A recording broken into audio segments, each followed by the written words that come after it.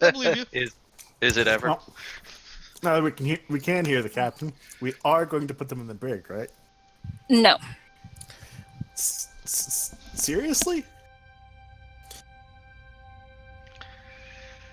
Seriously. In case you didn't notice, Cap, they just tried to ambush us. I think they were pretty successful at it, man. Well, at least they were successful in ambushing you.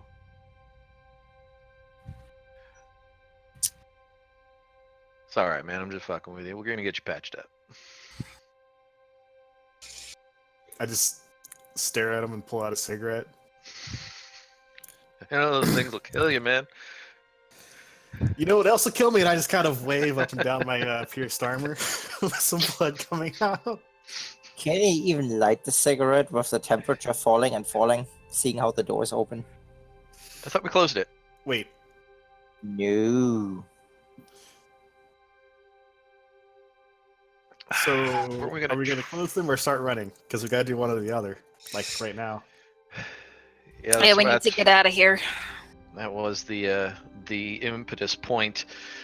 That's right. You kept failing in your attempt to close the door, didn't you? Nope. Nope. I'm still She in has control control of of the door. Oh, okay. Yep.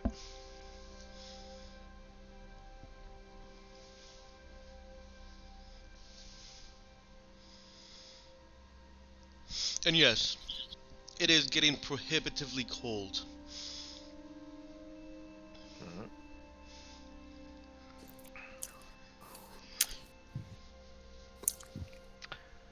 Yeah, we need to get out.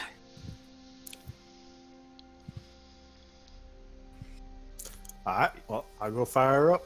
Yeah, I think this is a discussion we best have on the shuttle. Let's get the hell out of here. At least we have a shuttle now.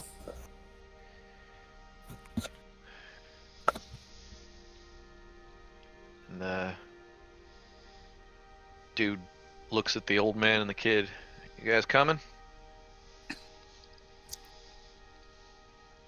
The old man pushes the kid forward. Both of you are.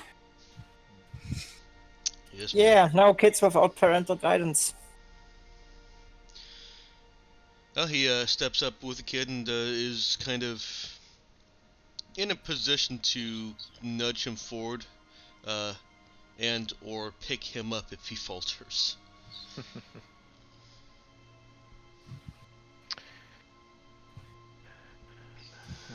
Dude kind of looks around. Alright, let's get the hell out of here. Fuck this guy.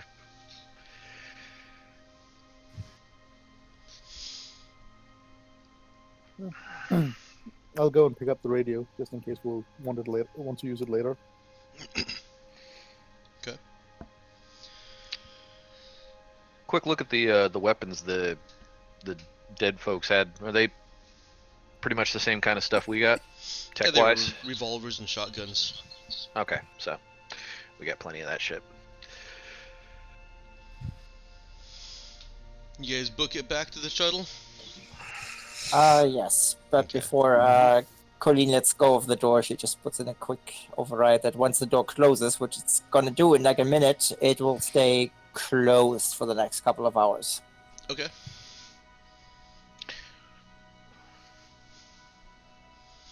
Boy, we're gonna be packed in that shuttle. Better that than dead. Oh yeah. Clark and Nemo, both of you give me an exert roll. Right, you guys are fucked up. Yes, you are. Mm-hmm. Can we assist them? How would you like to assist them?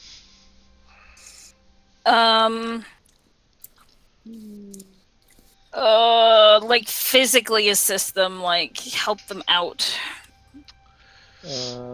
Exert, is that con? Exert is going to be con, yes.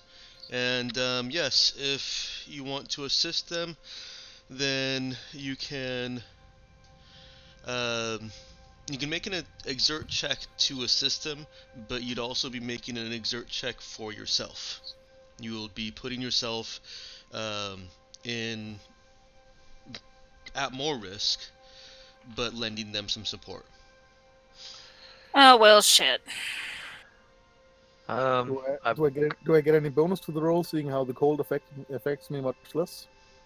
Yeah, the DC is lowered for you. Okay.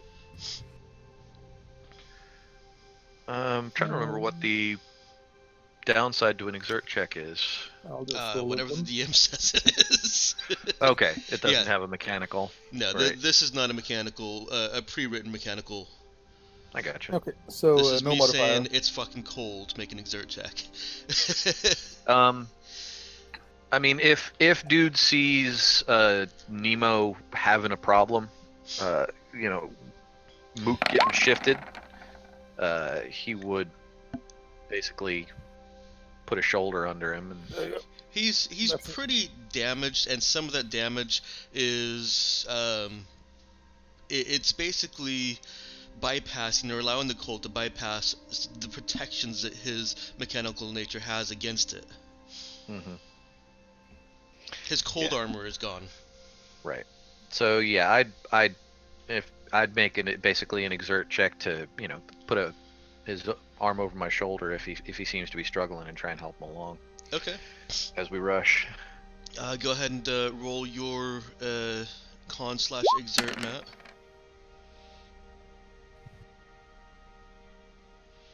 Oh yeah, there we go. Con.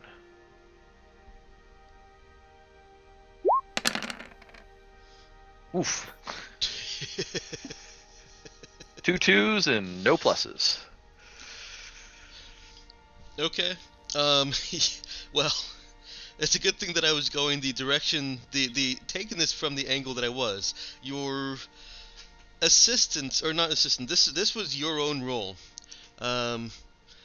You trying to help Nemo provides no benefit or hindrance, but the slowing down and the trying to get the logistics of it right, you're still there, you're still under his shoulder, and as a buddy type thing, yeah, Mhm. it's probably helpful. In fact, to an observer it would look helpful as well, but if one were to take a purely mechanical and physical analysis of the assistance you were rendering, it Mhm. was a net zero.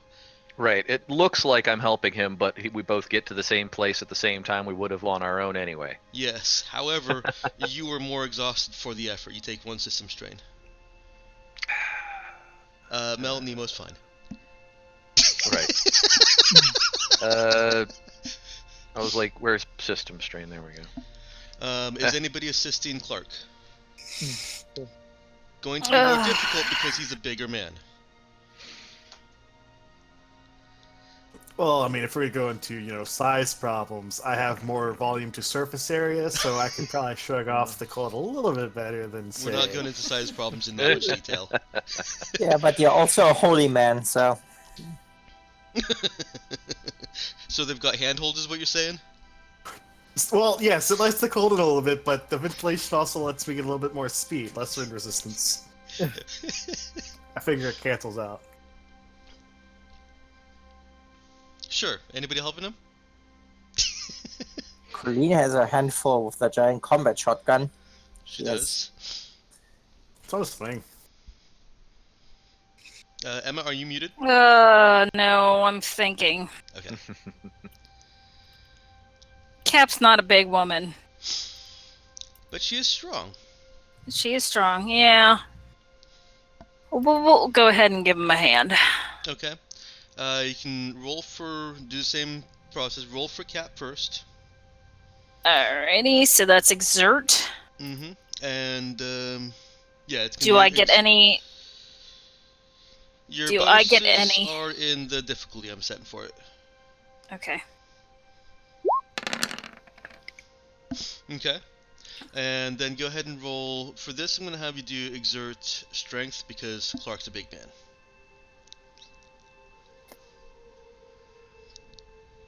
Oh, I didn't do con with that one. It would have been an 8. Okay, that's fine. I get a +1. Yeah, if you have never rolled these before, or if you're rolling a different set of modifiers, then you will have to switch it each time you roll. Yeah.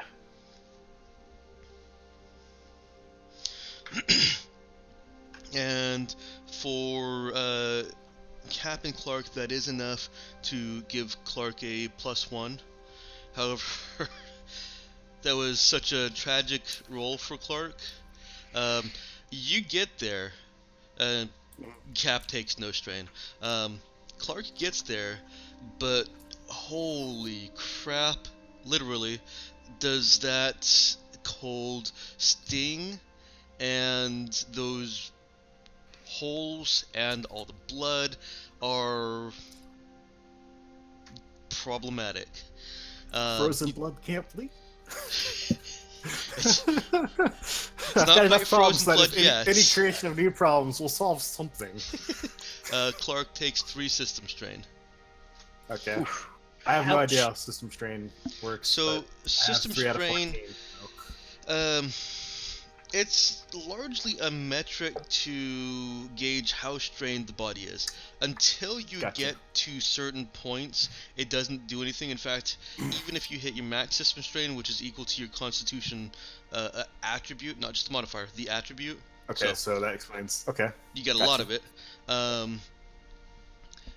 Until you get to that maximum, it doesn't even do anything. However, every time you take healing, actual hit point healing is system strain. Biosonic powers are system strain on you. Oh, Healing right. things are system strain on Gotcha. you. So if you've Yep. got system strain, you've got less potential healing coming at you. Because this is such a That's low about- combat game, I'm probably going to use system strain for other things like You perhaps. already do. Huh? You already do. Oh yeah, yes I do. But yeah, so it's those are the rules as written mechanical effects. You will probably see me use it in other ways as well. Yeah. Right It now, just figures. take it as a metric of exhaustion. Yeah. Above It and also beyond. figures heavily in the biopsionic stuff for body modification and shit. Well, I'm gonna run and get the ship started up, get that heat turned on the high. Crank the AC. You all make it, and the old man does actually end up picking up the boy and running with him. The boy was running fine-ish, about as quickly or slowly as he was when he left the shuttle in the first place, but the old man was able to move faster with him. At least this time around he's not screaming anymore. Yeah. Shut up, kid. Everyone gets on the shuttle, the doors close, and the heaters are kicking in. It's actually drawing heat from the engines and displacing it through the walls into the bay. It only heats it up so far, though, after which point you're just cold. Well, let's fix that by getting this into a vacuum. That'll certainly help. I'm not even going to make you roll anything to be piloting the shuttle. I think if you had not gotten the assistance from Cap and had 4 system strain, I probably would. Because that would be a quarter of your max, I believe. I'm at 14, so yeah.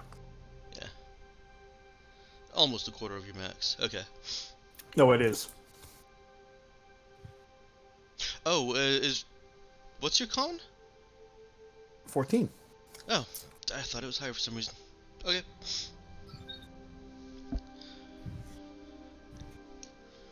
What is your destination?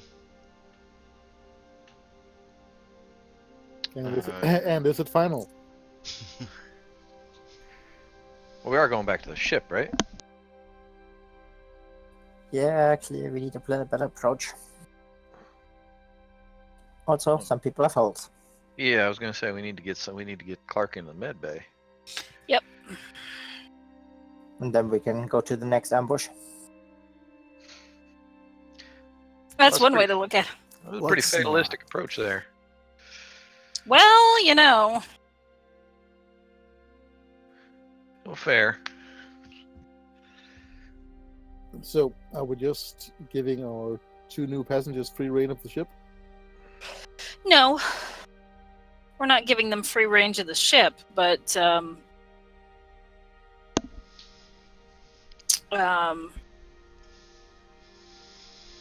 don't think we need to lock them up. Keep somebody with them, have them help out with Clark in the med bay. No, I don't want either of them with me. Nemo will look to the old man. They already tried to kill me once. Do any of you have any sort of medical training? Vander shakes his head. He ends up introducing himself as Vander, by the way. And the kid just kind of stares at you. Seems unlikely that they would be able to be of much help in that.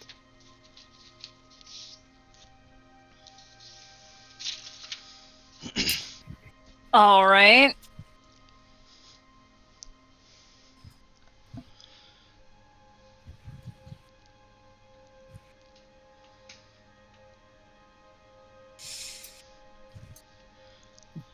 As the shuttle is I don't ascending, hang on, Emma. As the shuttle is ascending towards the clouds, and the initial surge of adrenaline is wearing off, it's taken a few minutes even to get this far. Are there any after effects of what just happened?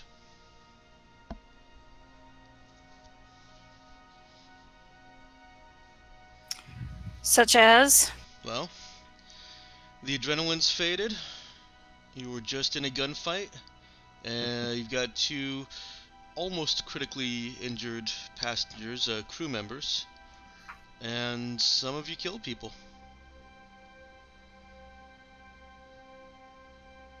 Yeah, Cap is not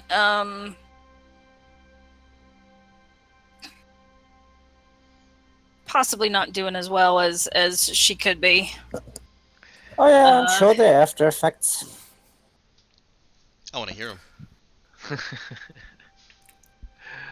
Well, this one dude's just not thinking about it. He's still concentrating on getting back to the ship. I'm just not thinking about it. I'm Yeah. concentrating on Actually, getting us back to the ship. Uncharacteristically, you're not hearing about them. I missed that one, Nick. I said uncharacteristically, you're actually not hearing about them. Okay. So Colleen is sitting there quietly for once. Yes. She's not saying a single word. Yes. Okay. She also still has her finger on the trigger of the combat shotgun. Okay. Poor Nick- trigger She's discipline. going. No trigger discipline whatsoever. She need trigger that thing where it was given to her. So Cap is going to gently take the gun away from Colleen. Did we really give her a combat shotgun? Jesus Christ. Yes. How gently is she? Cap did not want her doing it? unarmed. Like, she's gonna gently approach in a friendly manner for once. Because her finger is literally cramped on that trigger. Can I help you with that? Oh, this? No? Yes. I mean, is something wrong with it? You're gripping it kind of hard, and I really don't want you to blow a hole in the hull. Oh, yeah, that would be bad. See how that would be bad. Really bad. Really bad. Yeah, take it. That's fine. All right, Cap will try to take it.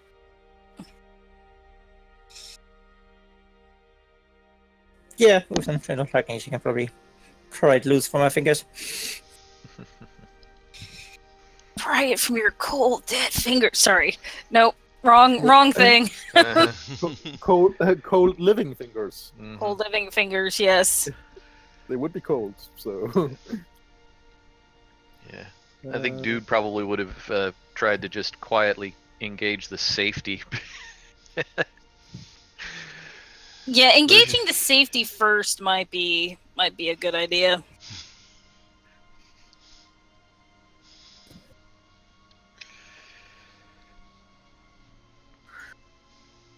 He's kind of sat down next to Nemo while we're making our way up back through the atmosphere. And he's just been doing a cursory visual inspection of the mechanical damage. And as he's been sitting next to Nemo, quietly mumbling about the occasion, I'll probably need a bit of 10 gauge here, and need to fix that, and we're gonna have to patch that bit there, and yeah, kind of mumbling about what he's gonna need to do to fix them.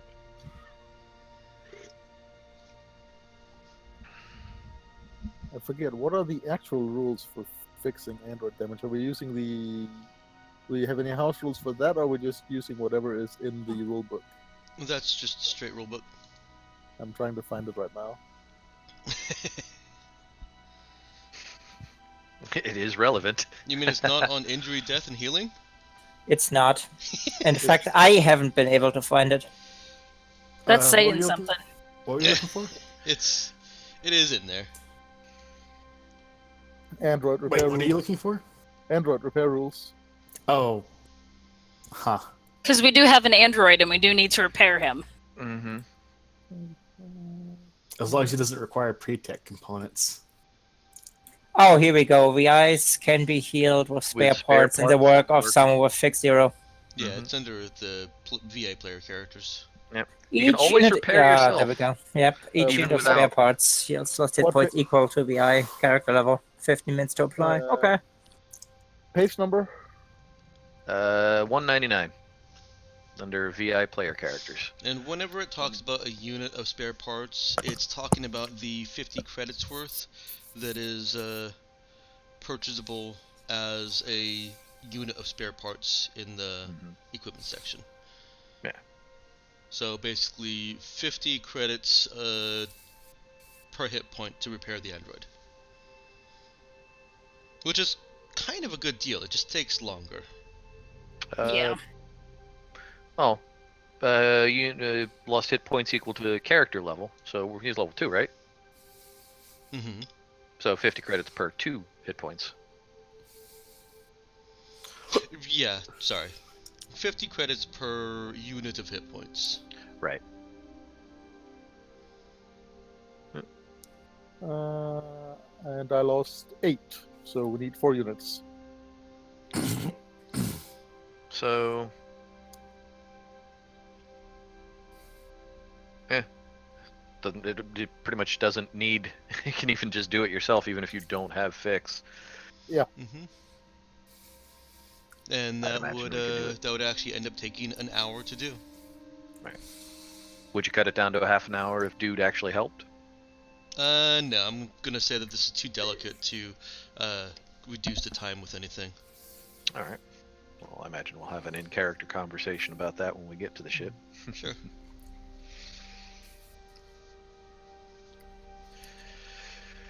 How's the bumpy ride going?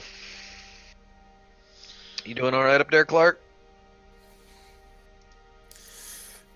You hear Not some dead yet.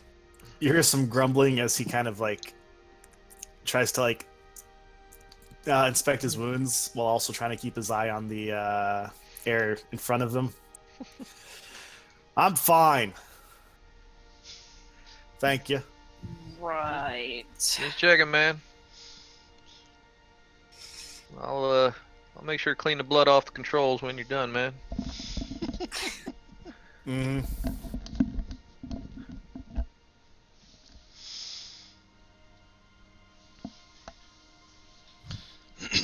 soon enough, you approach the cloud layer where you first stopped feeling the additional turbulence, and you hear from Vander at the back of the shuttle, when you get that first jolt, punch it straight up.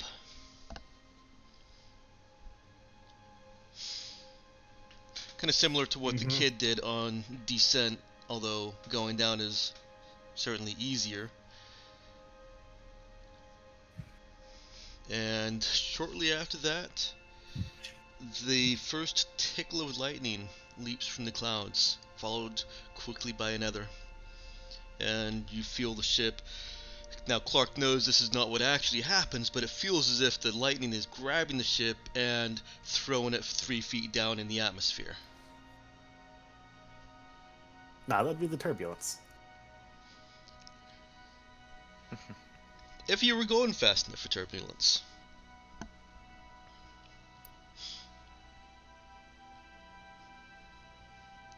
But we're really not, are we? Not as you're ascending, no. It's not like modern shuttles that shake and rattle and rock the entire thing. You can't ascend all that quickly in this shuttle. But the ascent is at a steady and non-turbulent pace. Now I'm gonna make you roll int/pilot. Aw, you said you weren't gonna make me roll.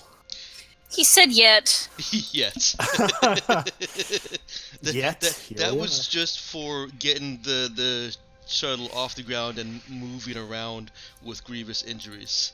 This is a roll that you'd be making whether you were injured or not. Let's see if we get a total party kill. It's not bad. It's not bad. I don't know. I think Cat might survive. I'm kidding. Clark follows the proposed instructions. If that seems like a good idea to him, sure. Well, it's logical in the sense that it takes them through the cloud faster, but there may be considerations or complications with running the engines at a higher power output. Yeah, I was about to say, I hope I don't have any higher power outages. higher power output. And of course, all of this can be investigated later on when you're in the safety of a non-frozen ship. Yeah, you know what? We got a repair guy. He can fix the engines if I overcook them a little bit. Clark powers through the clouds. You get jolted and blasted by lightning several more times. And one of the things that you've noticed in front of you on your display is a makeshift, doesn't look like it was intended for this function, but a makeshift display of what looks like a spherical or a semi-spherical lattice. And Clark can pretty quickly figure out what that is for as little intersection points on the lattice start going red. Uh-huh. So what is it for? It's telling you the state of damage on whatever those electrical circuits and nodes you had scanned from your ship. So everything's fine when it's red, right? Yeah, everything's great when it's red. Red is the color of blood. And you know that that's okay because lightning doesn't create blood, it just kills. So red is a good color. Yes. Alright, You I only can't say see anything. a few of them burn out or burn to red before finally breaking through from the clouds. But there still are enough there that you can see you don't have quite full coverage if you were to go through those lightning storms again. Mm-hmm. Well, it's a good thing we're not going to then. Yet. That's another part of the discussion that you missed by leaving early. Yeah. Well, we're gonna have to prepare the shuttle if we are, Yeah. or we could just shoot them from orbit and then go collect whatever we need. Except that we really can't. Mm.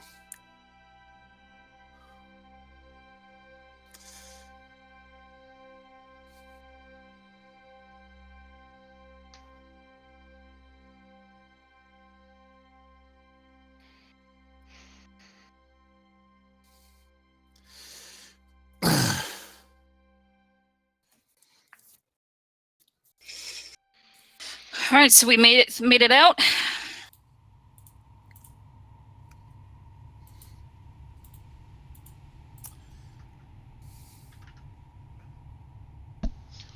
You have made it out. You can see space ahead of you, and the ship in front of you.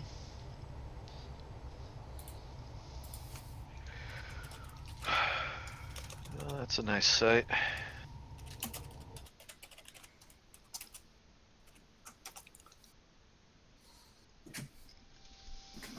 It is the Santa Clarita.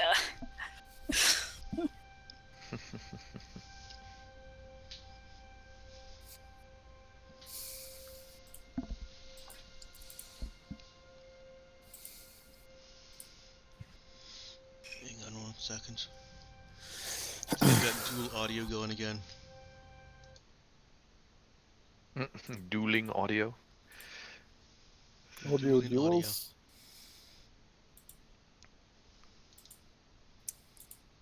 Hmm.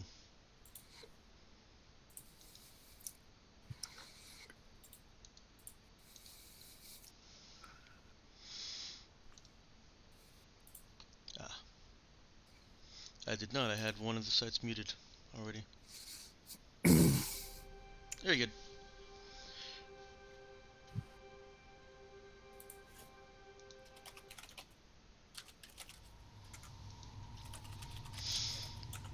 Clark pulls the ship up to the Santa Clarita, and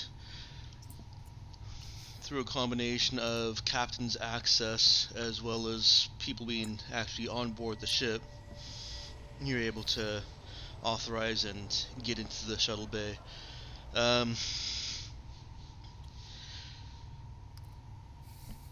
You can't actually dock this ship in the clamps, so Clark has to haphazardly set it down at an odd angle, which isn't crushing any machinery or making it impossible to get out. It's something that you'll be able to modify if you want to keep this shuttle. You can certainly readjust the clamps so that it will fit, but right now this is the best you got. Don't make any super bad space maneuvers, or your shuttle's just gonna kind of go rolling around the bay and destroy everything. Right. Let's get that clamp That's down bad.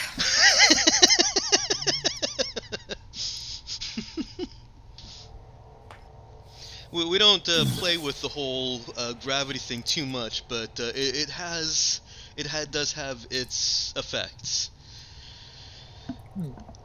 The question is this the only shuttle possessed by that tower?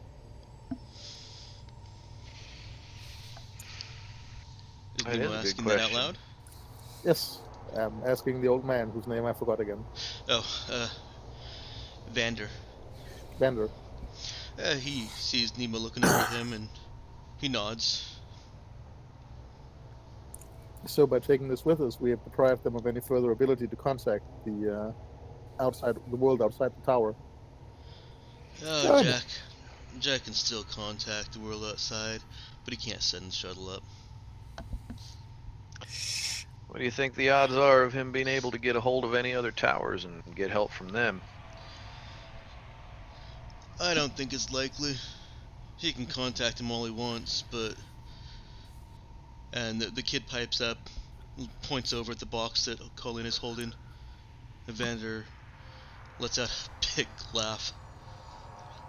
Nemo's holding it. Yeah, I was gonna say. Colleen is the one that said she grabbed it, I thought. Nope. Nope.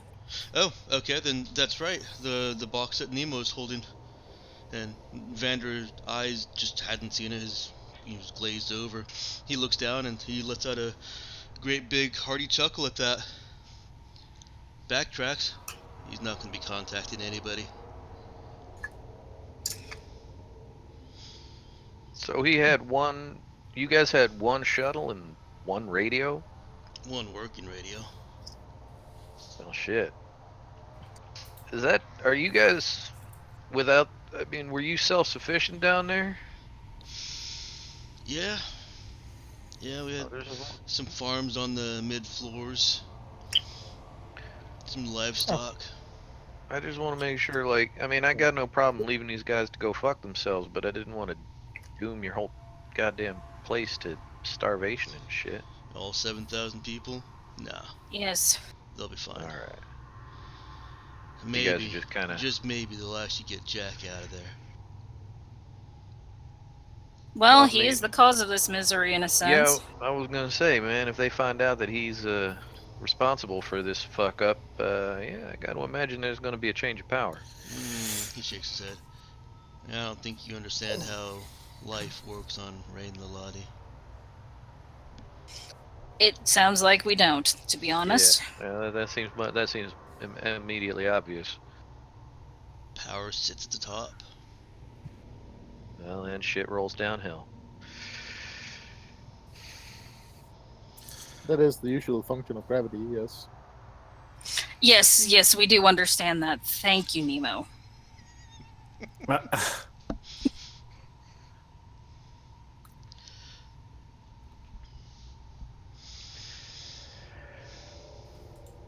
It's just an expression. Well, let's I figure we get Clark to the med bay and get Nemo over my workbench here. Won't mind getting patched up a bit. Pardon the noise. It's too hot in here.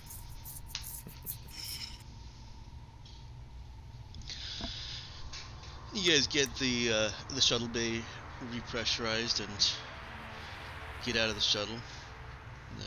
The kid is hesitant. Looks outside. He's already preparing to shiver, it looks like. The old man also shows some hesitation on that. Our ship is warm.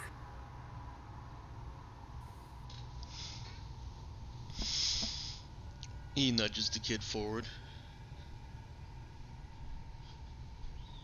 So it's alright, Yvonne. And they step out into the shuttle bay. Look around. You've repaired all the, well, you've repaired the worst and the most visible, and a lot of the not visible damage as well.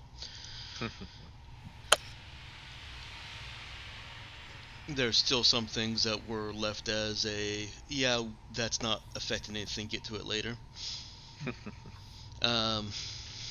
So there are still some signs of your ship having been picked clean, but they're looking around at the great wide open space of your shuttle bay, which is definitely larger than a single story building.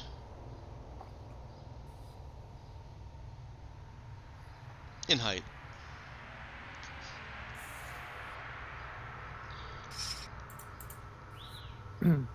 What are you doing with the kid and the old man? Why exactly did we bring them along, Captain? Well, we can't exactly leave the. I mean, he's a kid, man. I wasn't gonna leave the kid. And from all accounts, the old man would have been killed too. And there'd been enough death. Considering that there are 7,000 individuals left at that house, one would assume that at least 20 to 25% of those are children as well. Yeah, but this particular one,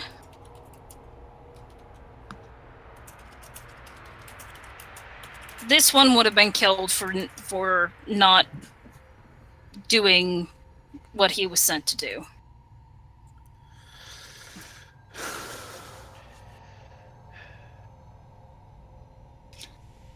Well, And I'm not gonna have that on my conscience.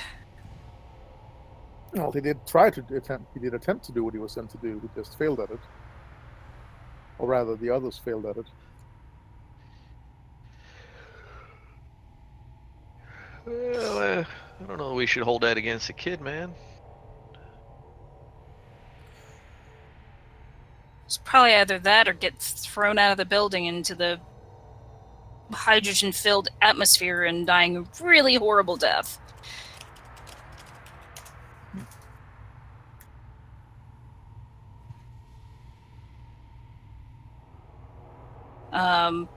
Cap will look at the old man. That's why you killed the others, right? Gave them a more merciful ending?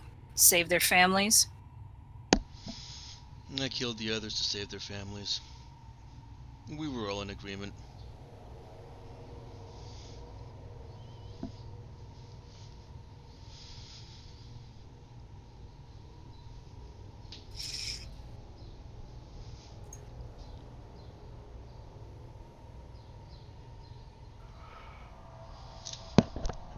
Were you able to hear me?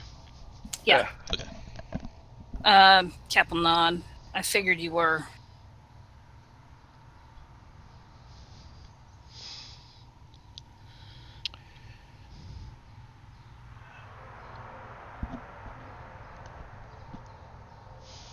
I mean, realistically, man, you're right. Like, by the numbers, it kind of doesn't make sense, but we can really only do the best with what we've got in front of us.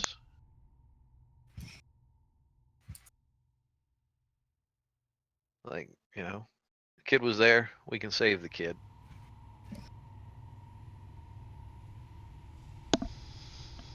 Couldn't save the others, but you can't save everyone, I guess.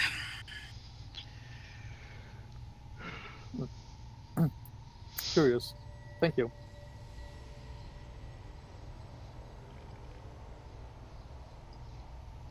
With your permission, Captain, I'll attend to those repairs. I'd like to Of course. restore functionality. I want to restore your functionality, too.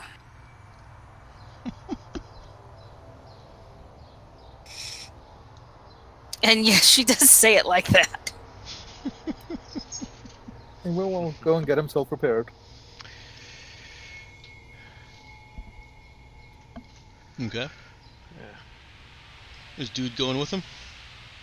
Doodle attempt to assist if he'll allow it.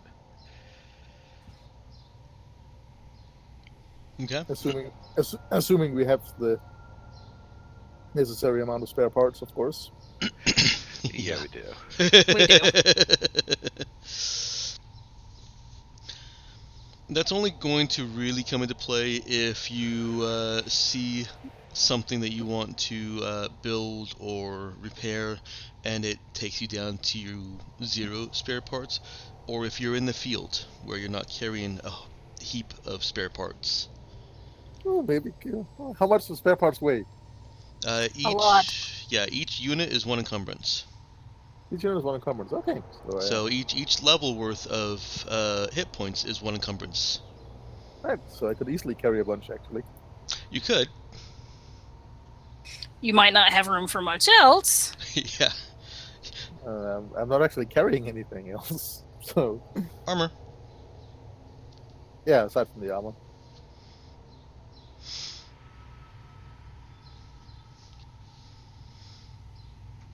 But then how will you carry things back if you're the pack mule? Yeah, you are the pack mule. Yeah. Just to make that clear.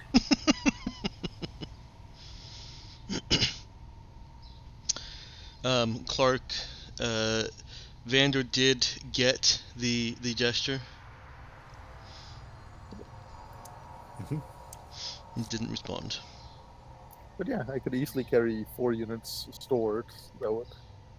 It's enough to take me from 0 hit points to to full. So Mhm. I'll have to remember that in the future.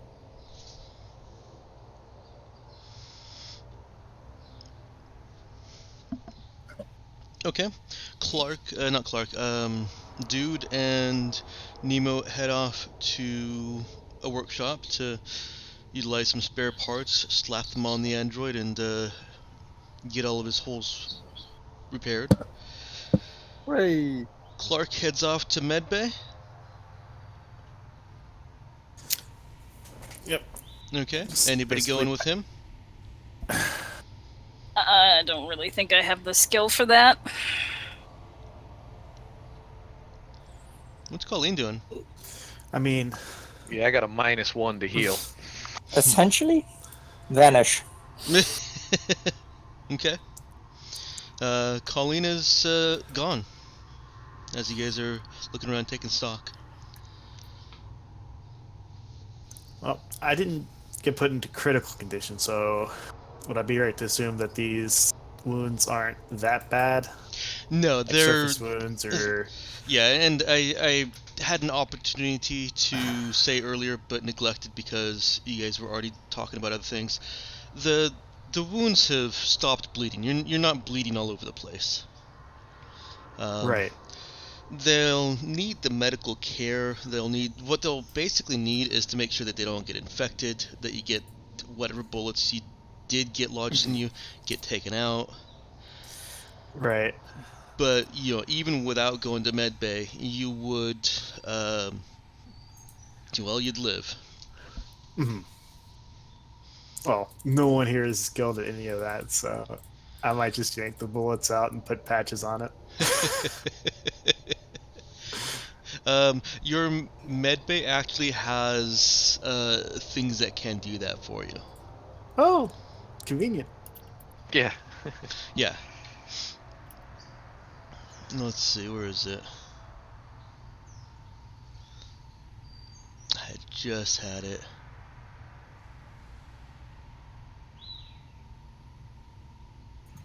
Okay, creatures that have suffered damage but have not been mortally injured regain hit points equal to their hit dice or character level after each night of good rest. So you technically don't even need to go to medbay, but Right. it's but a reasonable in-character action to do. yeah. Yeah. And your medbay has an auto dock capable enough of applying basic sterilization and disinfection to make sure that you don't suffer anything worse from injuries. You break a bone, or if you get actually infected, then yes, you will need somebody with the heal skill to guide the auto dock. Hmm.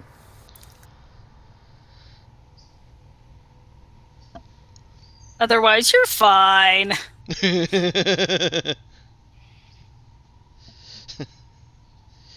You've lost a limb.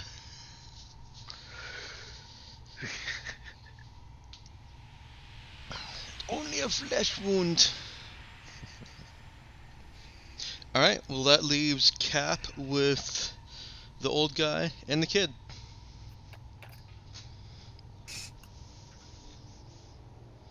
She will take them to the crew eating area, the canteen, whatever it is, Mm-hmm.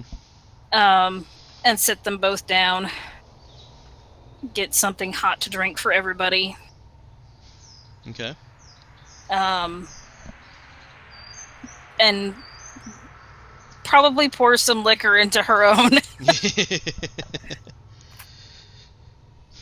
She offers, what was the old guy's name again? Vander. She offers Vander some. She doesn't offer any to the kid. He No booze for the nods. kid. He nods gratefully. Now, you two aren't going to cause any trouble on my ship, are you? The kid stares at his glass. Vander shakes his head, however.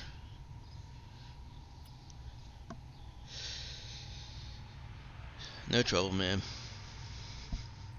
What kind of skills do you have?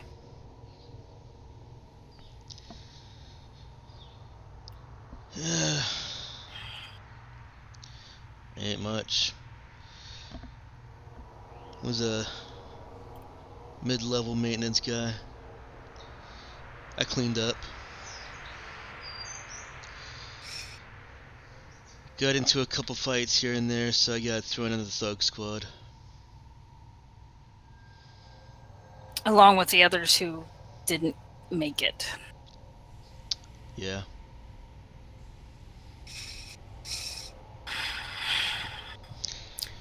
You are right, ma'am. You look a little shaken. Fine, thank you. She does try to kind of damp down the fact that she's still processing the fact that she just killed 2 people. He narrows his eyes and nods knowingly. He thinks he knows something. She'll look at him and just like give him the bitch face raised eyebrow look. He looks across to the various empty crew bunks and things. Many people here, are there? No. Well, I suppose me and the kids' special skills aren't gonna do you too much good. Which special skills are those? I keep things clean.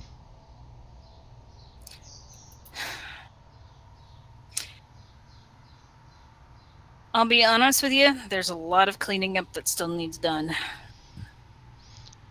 I know I took notice of the bits and pieces missing here and there. Looks like home.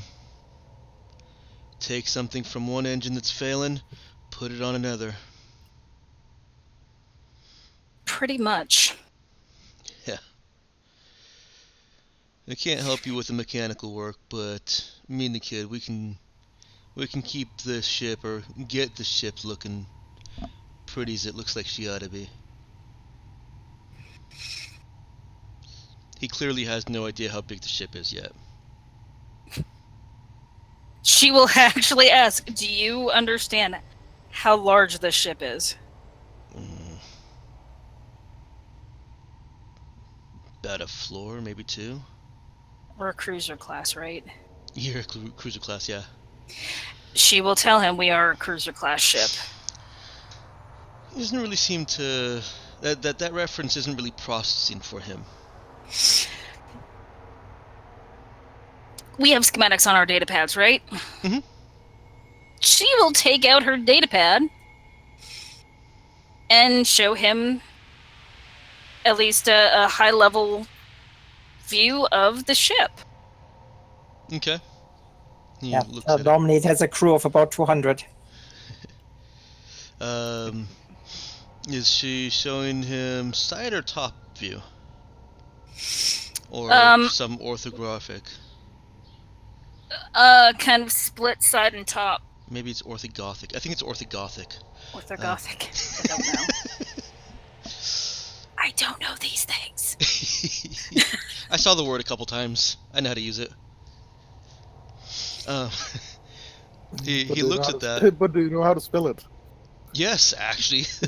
I can spell a lot of words that I don't know what they mean. He looks at it, and it's still not really processing for him, but he's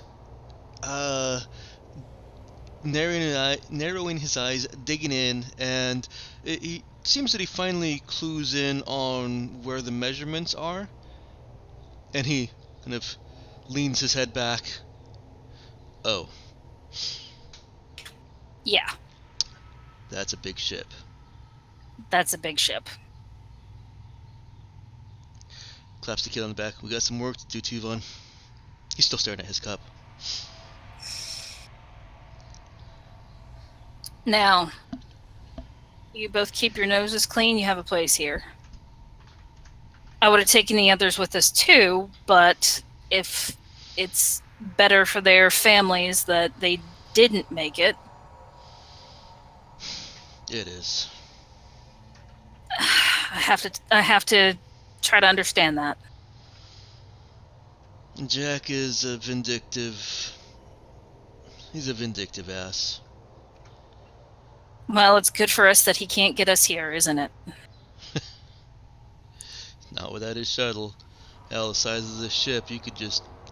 Even if you didn't make it through the storms, you could land on the tower and just squish it entirely. Well, I don't think I have the kind of armor plating on my hull that would be required to do that. At least not yet. Do you know anything about the armor plating? He shakes his head. She looks a little disappointed. Watch the lattice, and if there's too many holes, get it fixed. Had other guys doing that though. Well, our dude may be able to do that. Is that really his name? She kind of shrugs and says that's what it is for right now. He hasn't decided what else he wants it to be. Oh, that's going to be a fun conversation. Are you guys really from the Raza? This is the Raza. And you're the infamous Portia Lynn. Apparently so. See, problem is, we don't remember. You don't remember what? Much of anything. Tuvon is DNA. looking up at her now, and he's looking... Huh?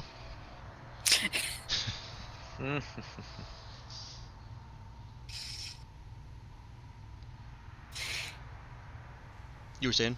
Well, you're going to be part of my crew, you might as well know. Also know that if you talk about this outside of this room, I will know. Okay. Do we understand each other? He nods, and a little bit belatedly the kid nods too. Takes a sip of his... You said hot chocolate? It's hot beverage, so yeah, might as well be hot chocolate. May as well be hot chocolate. You guys got a... We got fully stocked with food, so... You did, yeah. Now, you didn't get hot chocolate from Mona. And the stuff you That'd got be too exciting for them. the stuff you got from Mona was tasty, but weird. I think I would describe it as eating... You know how if you eat something that's been frozen and has those layers of ice crystals that they're crunchy but they crumble and they can't really actually cut you at all? Kind of. That's what it's like, except the food's not cold.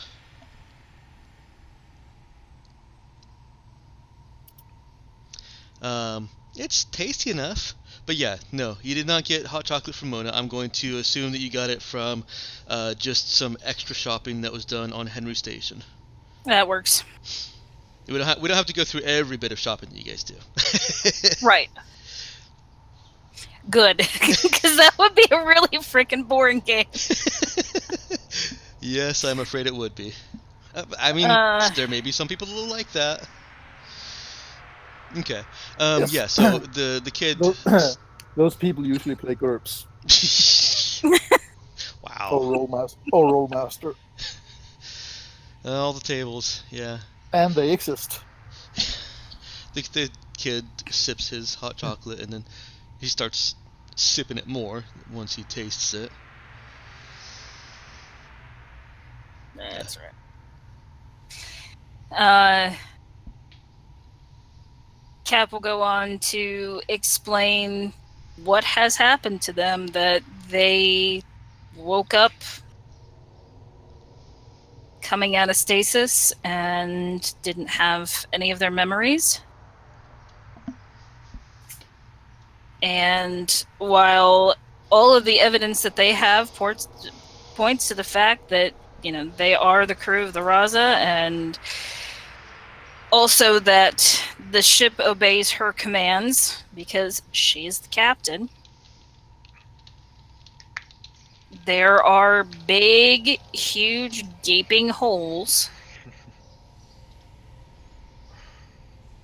in their memories.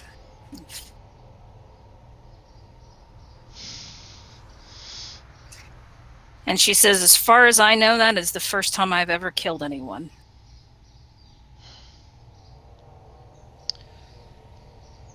It ain't easy.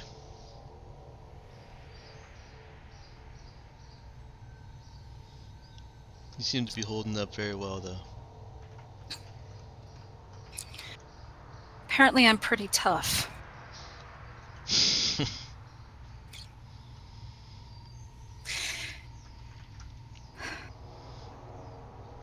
Well, I didn't see it, but seems like you handled those pistols well enough.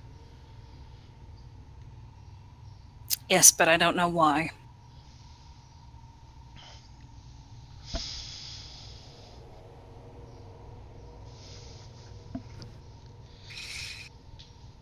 We had plenty of old news articles and stories archived at the Skywind Tower.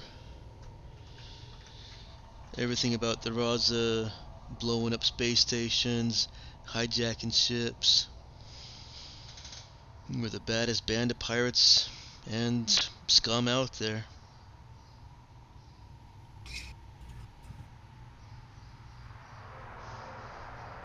I really wish it hadn't gone the way that it did, and I feel responsible for how it went. And I'm sorry that your associates lost their lives.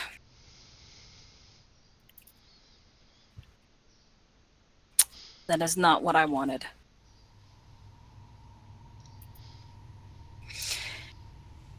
I may be a big bad pirate, but I don't remember it.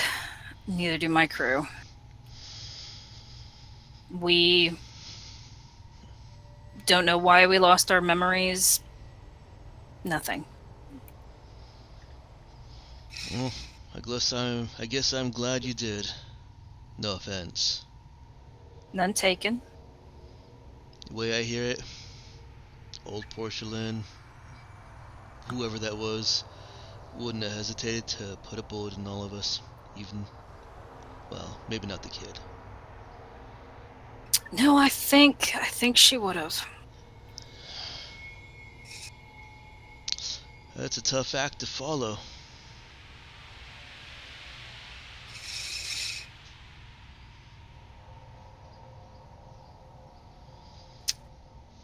I don't think that I would have come at all had I been the old porcelain. I would have left you. I would have left you all to rot. It wouldn't have been such a bad thing. We just would have gone on as we do.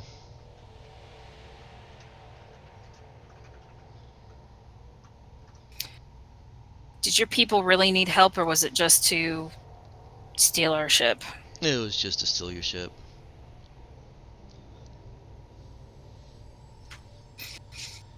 I don't think that Jack would have been able to handle her.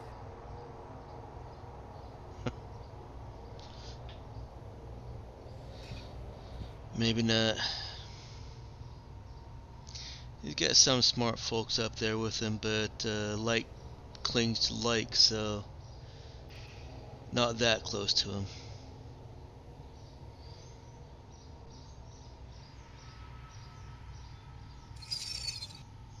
Well, now you're out.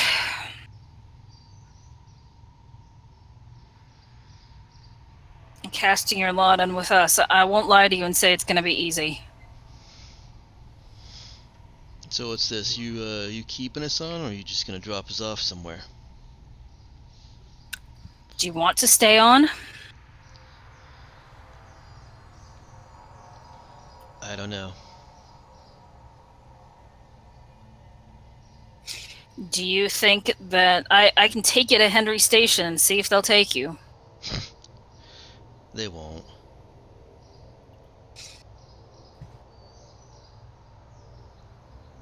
You know that Union owns Rain Lilati? Kind of vaguely sounds familiar. Take a guess. When's the last time they sent any kind of aid or assistance to their citizens? I'm guessing it's been a really long time. I can't even remember. Cap will shake her head a little and look kind of disgusted. Not at the old man, just at the kind of cowardice from the Union, if that's the case. And nothing down there for them. We spend our days mining ice, so it can be taken up to the top floor and turned into the air and the heat that keeps us alive. I was hoping I was going to say turn into ice cubes for drinks.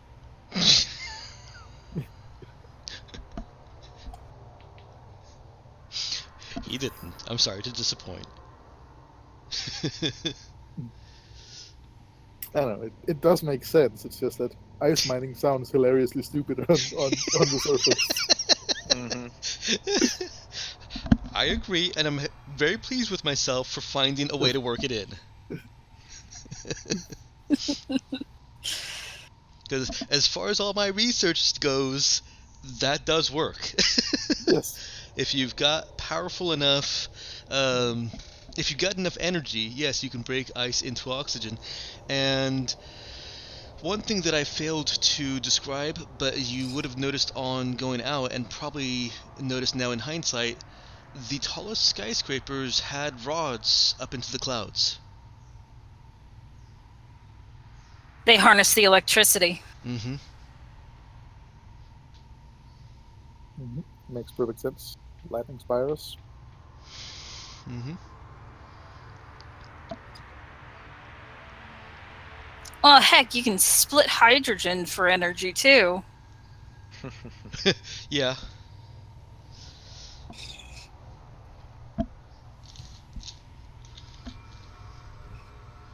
But that's something else.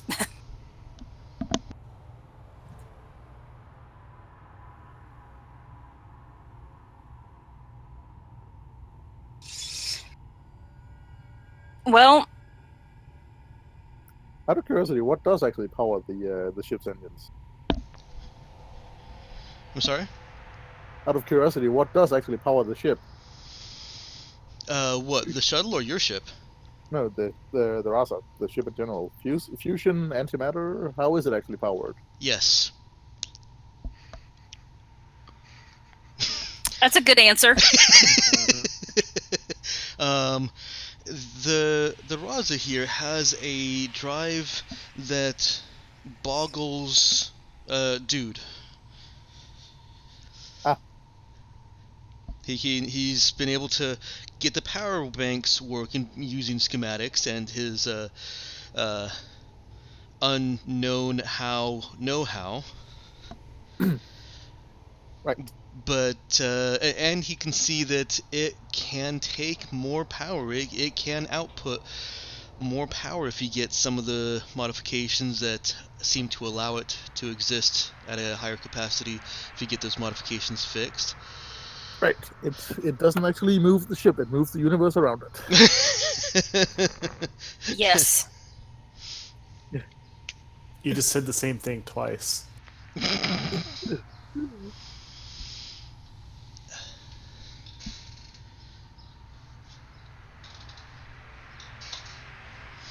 Okay. Vander seems to have taken in a lot, and he kind of falls into thought, silent thought, unless Cap interrupts him. No, Um, she's gonna sit and watch him for a little bit, while she drinks her. Okay. They all drink in silence. The kid occasionally looks up from his glass and looks at the two of them, and then looks back down at his glass.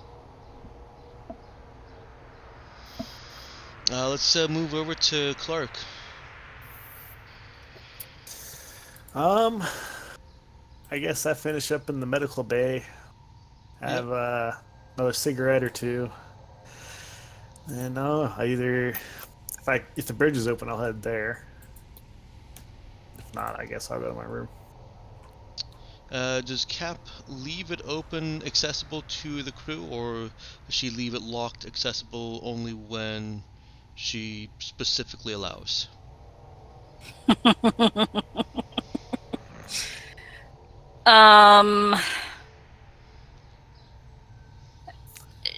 She will key it to the crew. Yeah, I was gonna say, if not, I'm gonna have to talk to you about getting there in an emergency or something. Yes, but we Like we if we still fall do- under, yeah, but it's all good if I'm allowed in. So Yeah, And no, Cap- she's not gonna stop the crew, and she'll give access to like general areas to the two newest crew members.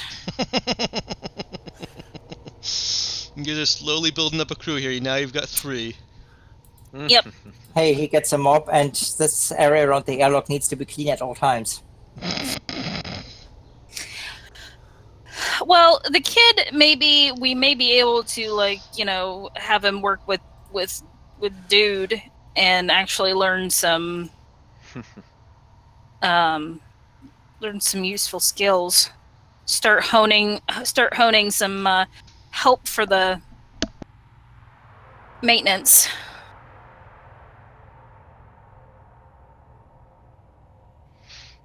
Yeah, it could be doable. Mental note: must look up child labor laws. space is not in anyone's jurisdiction. I was gonna say we're in international waters here. Galactic mandate. Yep. The Galactic Mandate attempts to assert authority and control over all unclaimed space. Attempts to exert being I the was key gonna word. say. They don't attempt to exert ownership or claim ownership, and they do also attempt to enforce kind of reasonable law. Don't murder people, even on places that have a planetary government or a corporate government, or corporately governed. But yeah, that's your that's your space government loosely. Mm-hmm. Right. How reasonably powerful are they post Scream? The Galactic Mandate itself is actually, right now, from what little bits of news you've seen, they're a force.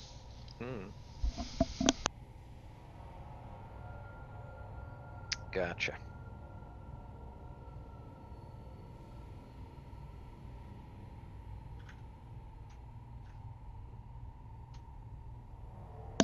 But they are still just space cops on the frontier.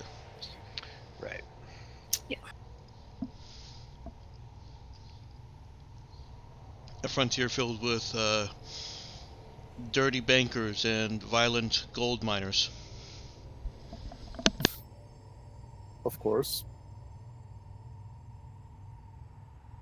And saloon girls with a heart of gold. Sure. If that's the way you want to look at it. Alright, that's Clark. Nemo and Dude have had a little bit of a discussion. What are you guys doing going forward? Cap is going to talk to the crew about their new crewmates. I don't trust him. All right, so you leave Vander and Tuvon to kind of acquaint themselves with their new space. They pretty quickly claim one of the rooms, and they both claim the same room. They'll share bunks there. And Cap meets with the crew on the bridge. Okay. Everyone is present unless they specifically try not to be. Colleen is not there. Okay. Cap will call for Colleen. Ever since I got there, nobody has seen Colleen. Cap will try to find Colleen. Is Colleen answering to hails? No. How does Cap try to find her?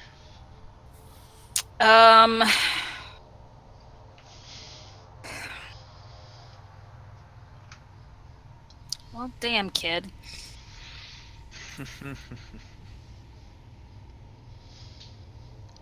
She doesn't make it easy on me, does she? Does she ever? Sometimes. Not usually.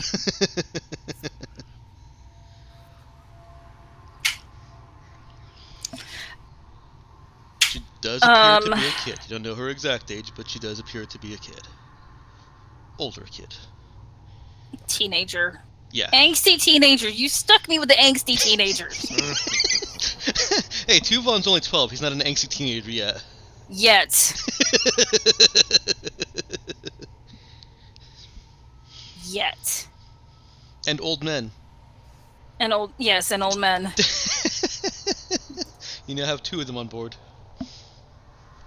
And one cranky one is enough. I'm looking at you, Jeff. Now. Clark's not a cranky old man. Clark's just a cranky man. I'm not cranky. I'm being reasonable. Okay. How does Cap try to find Colleen? Oh, she'll leave her alone for now, but she can't find her. She'll send a message to her data pad and say, come out when you're ready. You can always, if I may offer a suggestion, sure. Leave communications from the bridge to all authorized crew members open. Okay. If she just wants to be talking at Colleen, and give Colleen the option of listening. Okay. Yeah, that sounds good. Sorry for the DM input.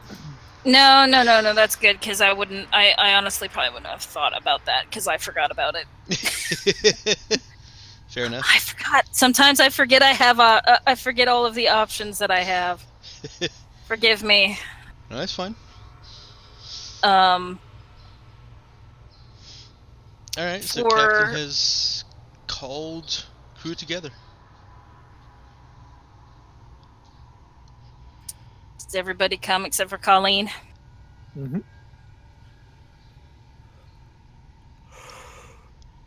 Dude? Alright. Jeff? Yep. Yeah, I'm there. Or Clark, I mean. Okay.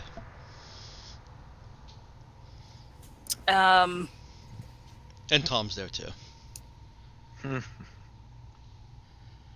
I've decided that we're going to take on our refugees as part of the crew. Now hold on. Don't even start with me. It appeared that Tom had a dissenting argument as well, just to point out. Let me finish. Cross my arms. She's doing the pointy finger angry face. I'm going to restrict their access to sensitive areas of the ship until they have proven themselves to not be dangerous to us. One of them's just a kid.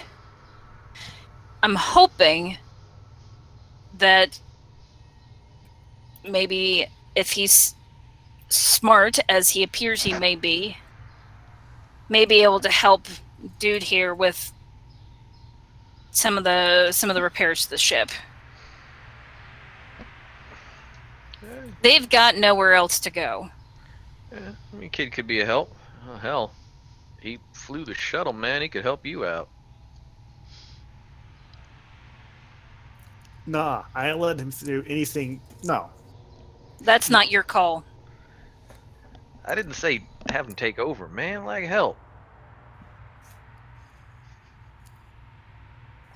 Listen, I Captain, know he's just a kid, but he's growing up in a bad spot. And I don't know if his decision making's right. Captain, Well, we can a fix question, that. if I may. Can you all just let me finish, for crying out loud? Sorry, Cap.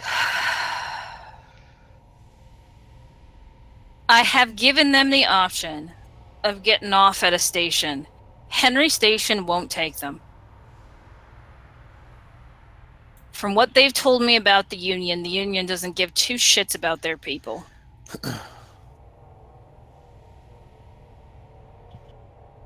Maybe there'll be another station that'll take them. If they want to go, they can go. But as long as they are on the ship, I want to make them useful.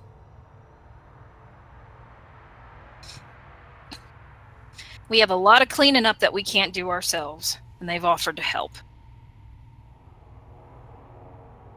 And it's just general cleanup stuff, not necessarily getting into the guts of the ship, okay? I'm not saying that I trust them, but I'm also not prepared to space either one of them.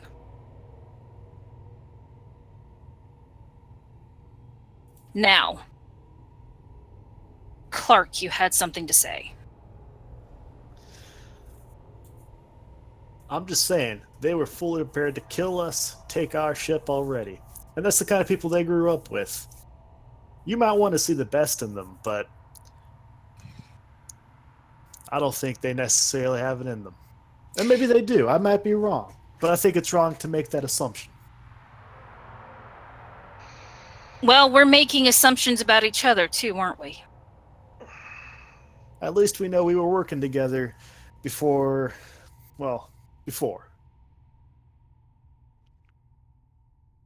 Man, that's a real vague kind of. Like, we don't know if we even liked each other, man. We might have just been working together. I might have been plotting to kill you in your sleep. I may still be plotting to kill you in your sleep. She looks at Clark. Well, it wouldn't be too hard for me, man. I'm pretty sure I sleep like a log. You've given me no reason to kill you yet. Good to know.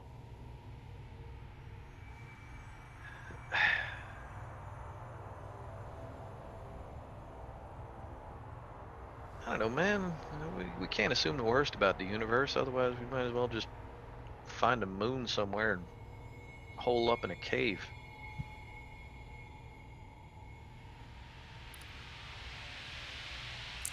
But if we go everywhere just happy-go-lucky and assume that everything's going to be okay, we're going to find out why we see so many vids about the worst of this place.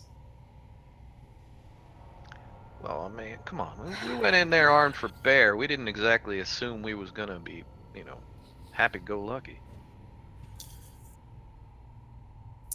I am restricting where they can go on this ship. I am not assuming the best of them, but I'm not assuming the worst either. I'm giving them a chance, like we hope people give us a chance, given what everything says that we have done.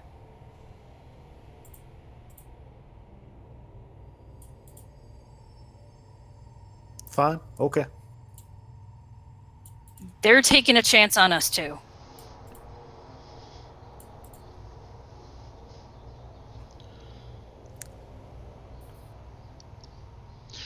Tom gruffly grunts and nods also. Oh, I forgot he was even still a thing. Yes, he is. That's our third crew member. Yeah. Mm-hmm. Also available as an NPC. Yeah. Or an NPC lease.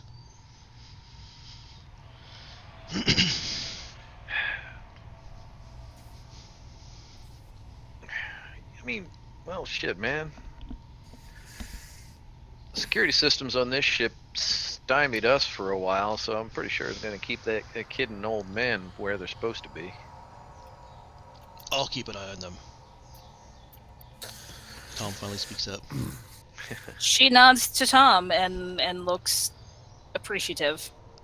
I've had nothing to do on this ship since you guys all started gallivanting around. Give me somebody to boss around. Hell, bring some more people on. I'll tell them what to do. And we may do that. Wow. What, seriously? I was joking. I wasn't. Shit.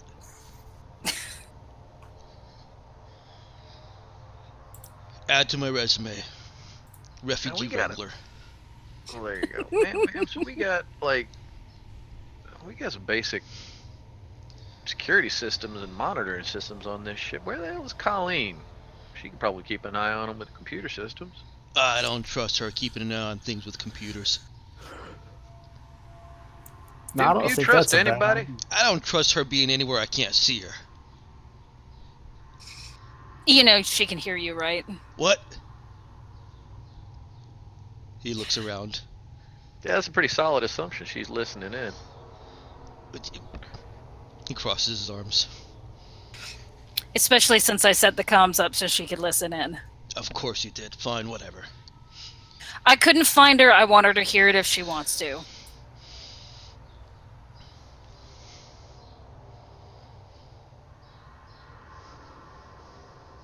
Like it or not, we need some help. Even it's as simple as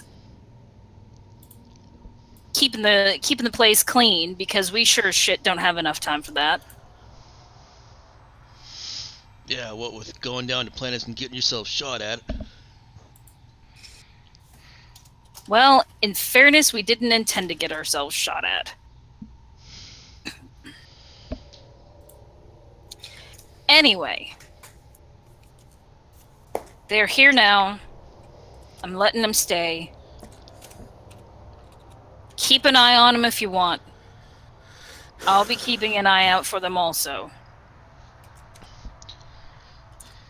Tom nods. I'll get them a small duty roster, see what needs to be done on the ship.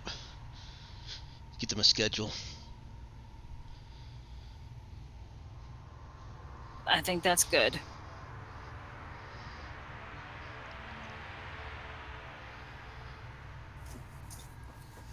Nemo, you had something to say.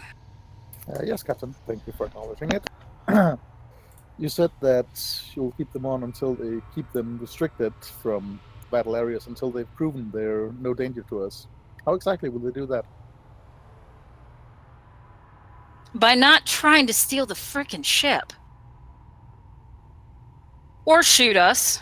Or some combination thereof.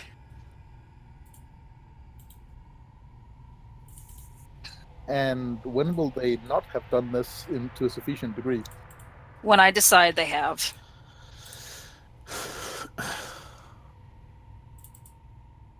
Understood.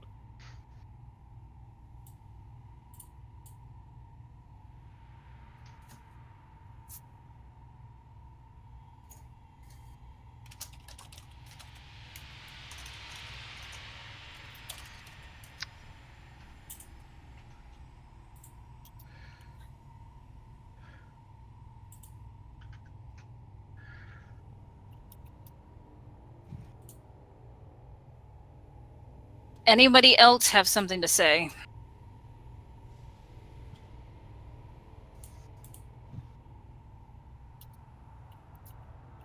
No, I'm good.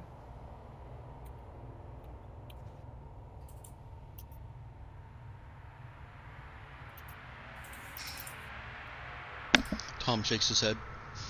Okay. All right, then.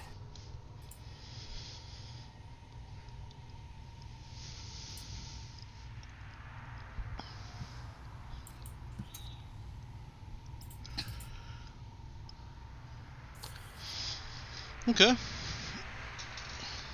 Cap will let everybody go.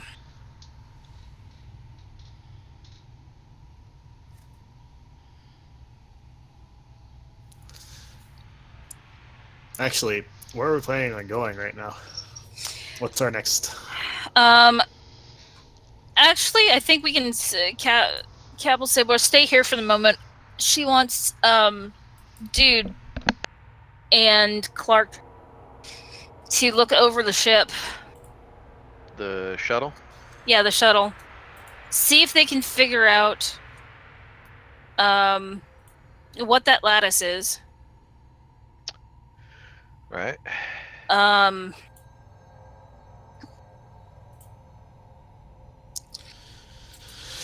see if it's information, like if they can extract that information and put it together in such a way that it would be useful and sellable.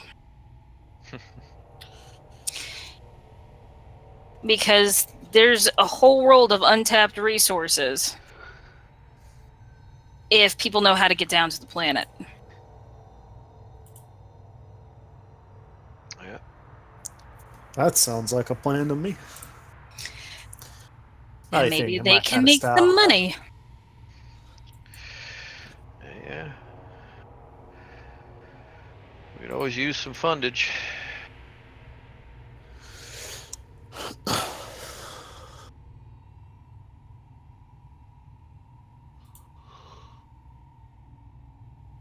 Because at least it seems to me, it seems to Cap, that oh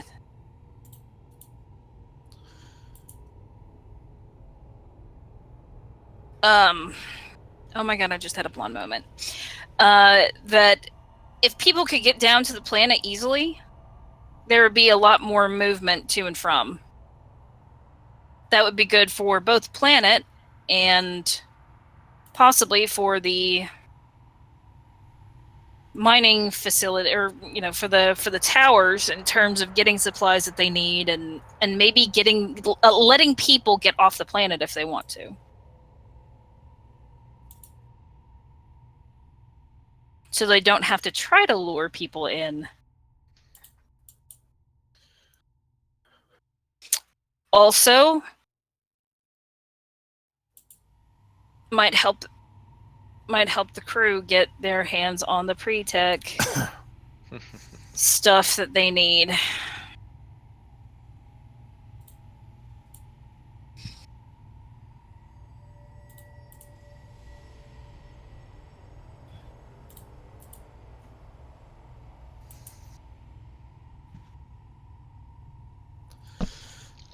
Do Clark and Dude step to that? Sure.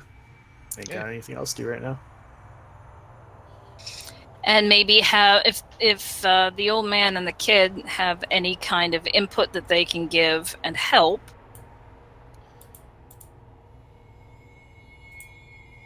kind of force a little bit of interaction there with Mr. Clark. Okay. Sounds like two of the characters have a plan of action, so let's go with them. While the players consider what their characters are going to do for the next few hours. Clark and Dude, how are you tackling this? Well,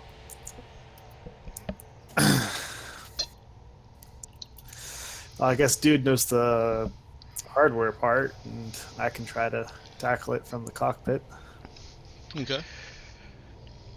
Yeah, see how tied into the ship's navigation system that it, or if at all, that grid is.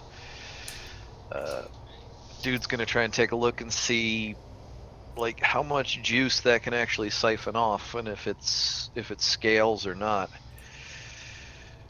Does it only work because of the size of the shuttle, or can it be expanded?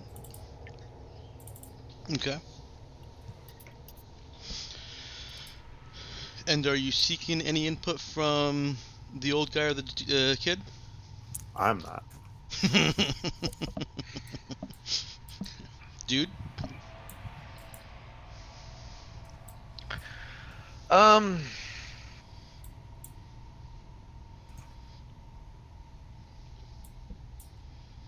Not initially, unless he gets super confused by something. Okay. You both head over to the shuttle, parked haphazardly as it is, and climb in. Jeff, go ahead. Oh yeah, and see if you can get it parked better. Oh yeah, the clamps might be useful. Yeah. The clamps might be useful, yes. Please do that. That's a job that really either one of you can do with pilot or with fix, because again, you don't have to fix anything. You just have to get the proper adjustments placed in, which involves knowing where the ship can be clamped without, crushing it or Right. breaking delicate components.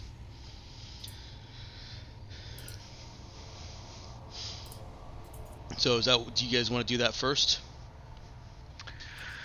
I mean, it's not a bad idea to get For the ship safety. secured before we're Yeah, let's be OSHA compliant before we do any more work. Safety first. Hey, by ignoring things like that is how you get superpowers. Yep. Yes, the superpower of crushed like a pancake. Thing. No one has Pancake ever man. no one has ever accidentally gotten superpowers by being OSHA compliant. That would be an entertaining superhero, though. I got lightning powers because I was safe. What? Mm-hmm. I am OSHA compliant, man. What's a superpower? Nothing. Mm-hmm. Okay. I cannot be injured. Are you guys just gonna work together to get the sizes and fittings adjusted? I'd say so. Okay. Why don't we have you both roll your relevant skill, int/pilot or fix.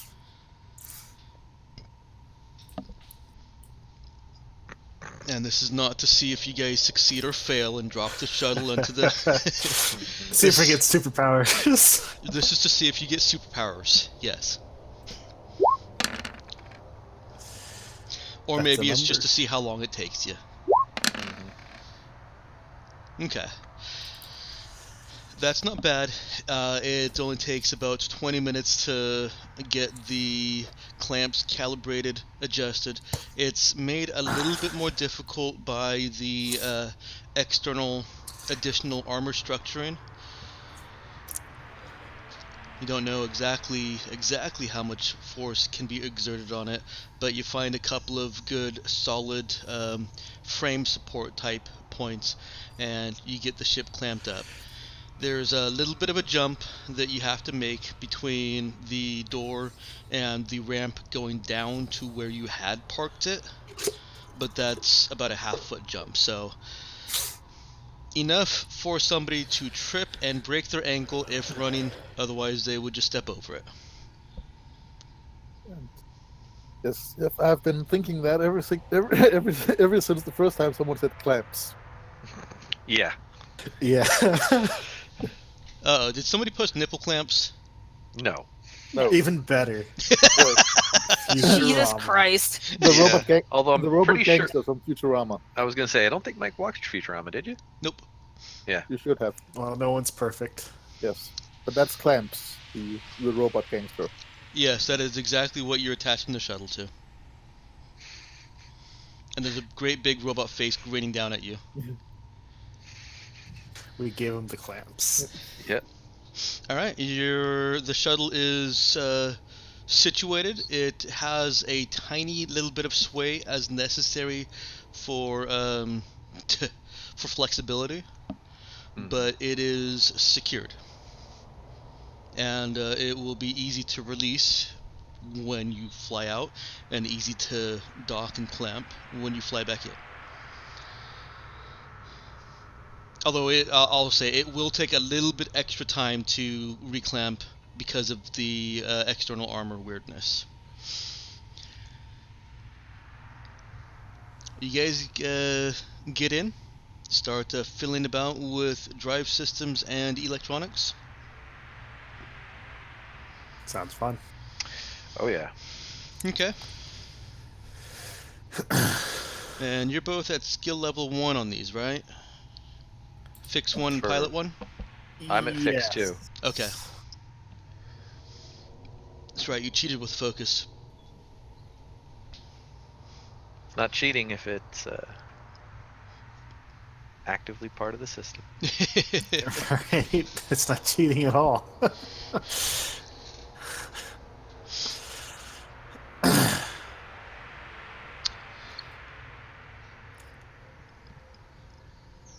Okay. Jeff, Clark finds in fiddling about with the drive system. Hang on, let me get some water real quick.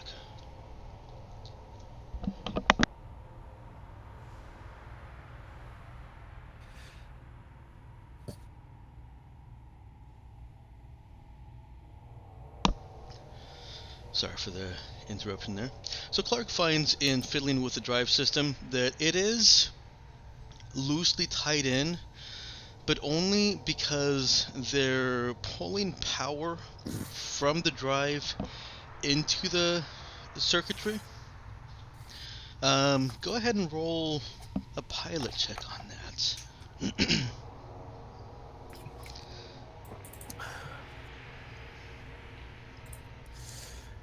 We just fiddle around with these. Yeah, everything looks safe. I got no lights here, so There is a little bit of feedback back and forth between the drive and the lattice, and that's how they've jury-rigged the display to show which of the circuits are red. Matt, I'm assuming that dude brought the necessary equipment to do scanning. Oh yeah, Yeah. he would have done a cursory check over before he even started in on this. Okay.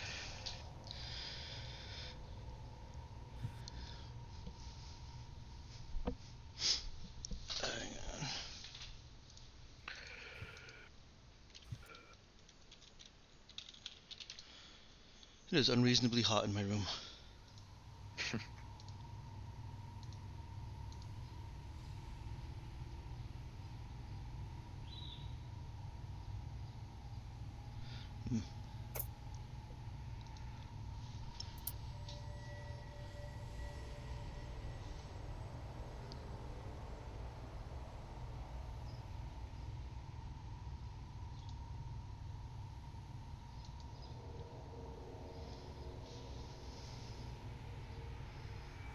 Okay, so a scanner is the wrong word I was looking for. He would need to be carrying a toolkit to get the proper readings that he's looking for. Yeah, I mean, he wouldn't have started in on this without without his toolkit. Right. That makes sense. Okay. Well, let's go ahead and start with a just a cursory int fix roll from you.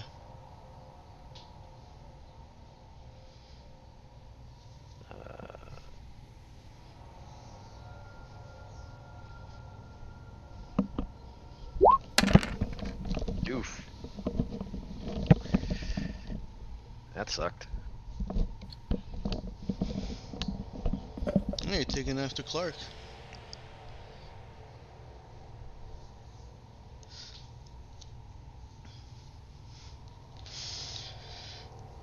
You start digging in, and you can't really find any way of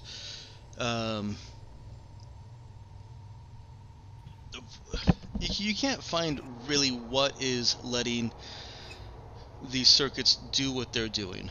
You can see the connection to some pre-tech, what look like pre-tech chips that appear to be controlling it, but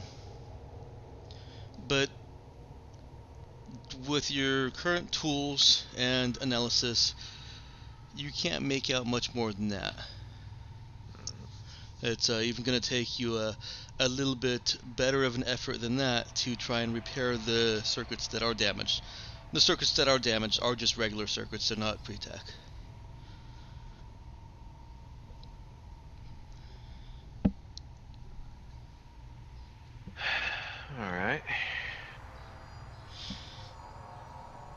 one thing that your roll does get you is a mathematical comparison. The enormity of trying to create this kind of armor for a larger ship. Hey Jeff, what was that thing you were talking about? Surface area to mass before? I Or was talking volume, I about mean? surface area to volume. Yeah. But yeah, mass is also good. Yeah. And compound that with this shuttle is a regular geometric design. It's basically an ellipse with a little bit different angles at here and there. A ship like the Raza is a rectangle with a triangle with a couple of circles and then some ellipses, and it's just a complete mess. There's no way to really get a encapsulating bit of armor that's physical in nature. AFK moment. You might be able to do it with another ship that's built like an egg, but part of the concept in this armor design, dude can clearly see, is that it's a regular geometric shape. Mm-hmm. All right.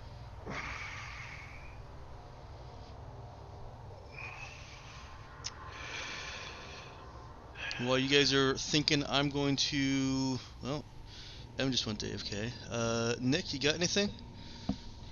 Morning, Tor. No, she's still doing the same thing, while starting to plot.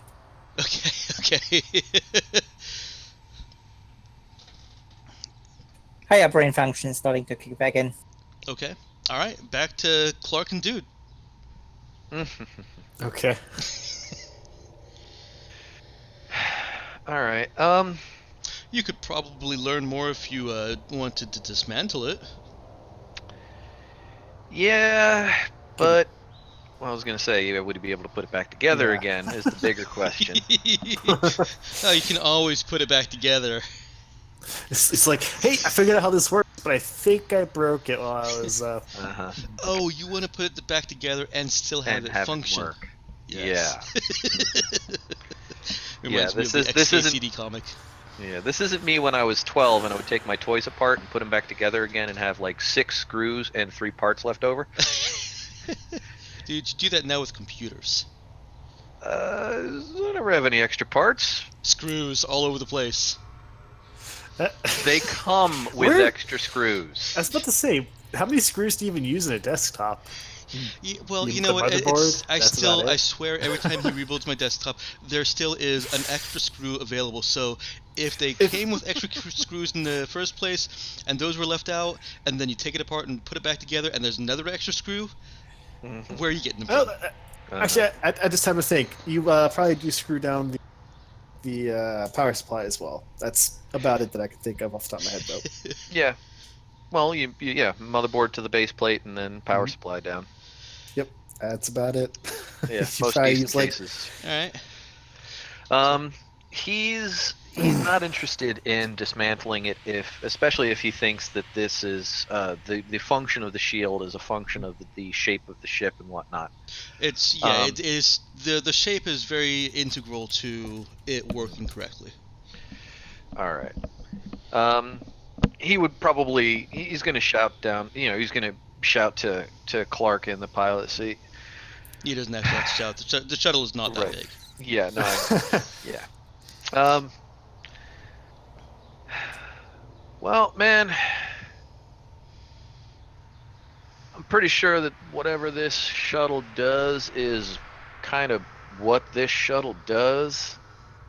I don't think I can get this idea working, especially not on the Raza, man. We just don't have the kind of equipment for that shit. What do you think about putting our heads together and just getting this shuttle working as good as it possibly can, and maybe making some improvements? Because shit, it's going to be our shuttle going forward, man. That sounds good. You think there's anything we can get off the station that could help us get to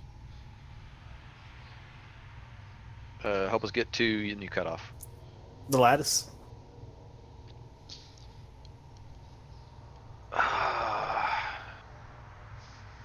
or help figure it out anyway. I don't know, man. I mean, so far the only people we ran into is nutty safari dude and slightly nutty science lady, and she seemed more into the biological sciences. I don't know if she had any real, you know. Well, we could just, avoid those folk. There's got to be someone there that knows something about computers. Well, shit, man, we got somebody that knows computers. We can find her. That's actually a pretty good point. She's gonna turn up. Can I hop on my comm and try to entice Colleen with the fact that there's a computer system that we can't figure out? Go We're ahead, stumped entice her. I was gonna say we're stumped and stupid. Let's hear it. Yeah. Can we just send text messages on the comm? You can send text messages, or Right. you can open a channel to her if you want, although you'll have no way of knowing if she actually hears and receives. But the same is true with text message. Yeah, no, and she's not being very talkative. I'll just send a text message. Okay. It will state, got some fancy computer system over here on this new shuttle. Dude, I can't figure out a lick of it. Could use your help. Send.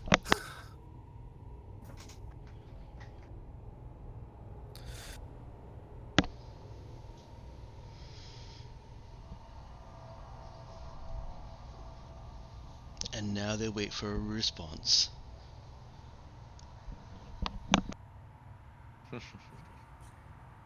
Yeah, after a while I'll hear a vent popping open somewhere in that bay. We hear a what? Event. Oh, okay. I'm sorry, Nick. I'm gonna say no to the vent. This one is a airtight containment thing. I mean, the external doors of the ship actually open to let the shuttle in. So Fine, in that case I don't hit the vent because it will be somewhere in the corridor. yeah.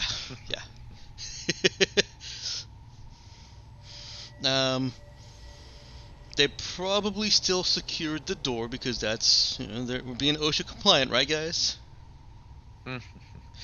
If you happened to do something that put a hole in the hull, then you would contain the damage to just the bay with that door Yes, but closed. were they smart enough to do that? Yeah, I don't know. They were talking about being OSHA compliant.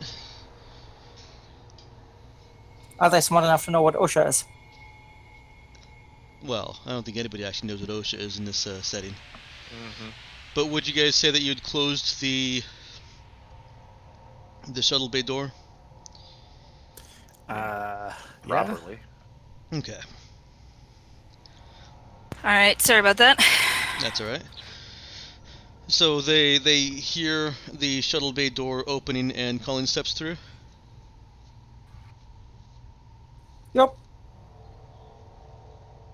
Okay. Hey, Colleen kiddo.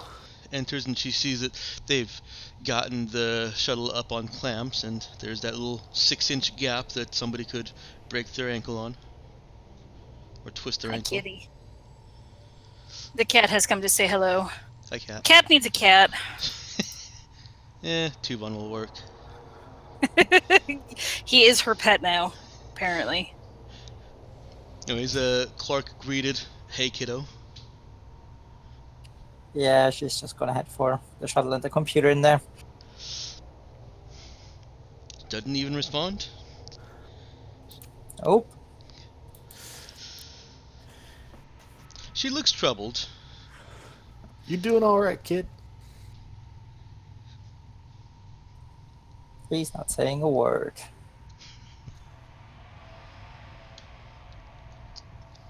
Right, well, this thing's got some sort of fancy lattice. Probably has a lot of information, stuff we could probably sell and make a good profit on. Help us get other people down to that planet. But I'm sure you were listening when we discussed that. Anyway, we can't make Don't out think anyone should go to the planet.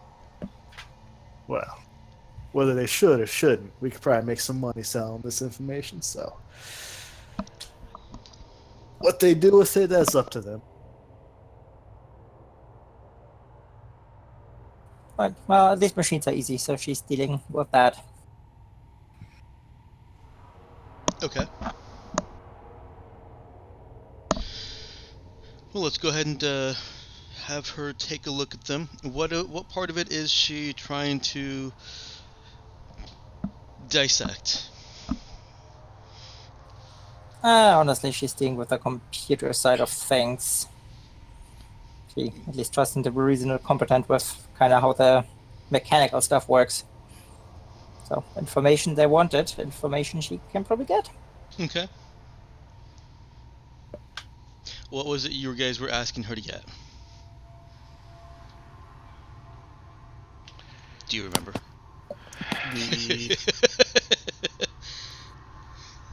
I thought it was just called the lattice, right?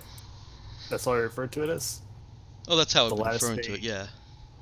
The computer information, like a database or something that helps people navigate the atmosphere.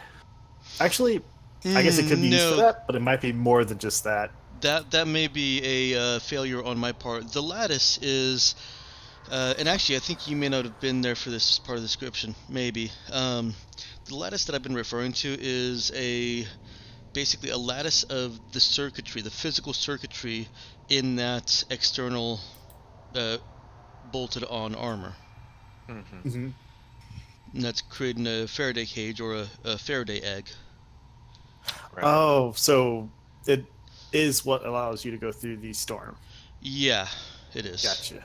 Part of the system that allows it, right? It's actually more or less entirely the system that allows it. I gotcha.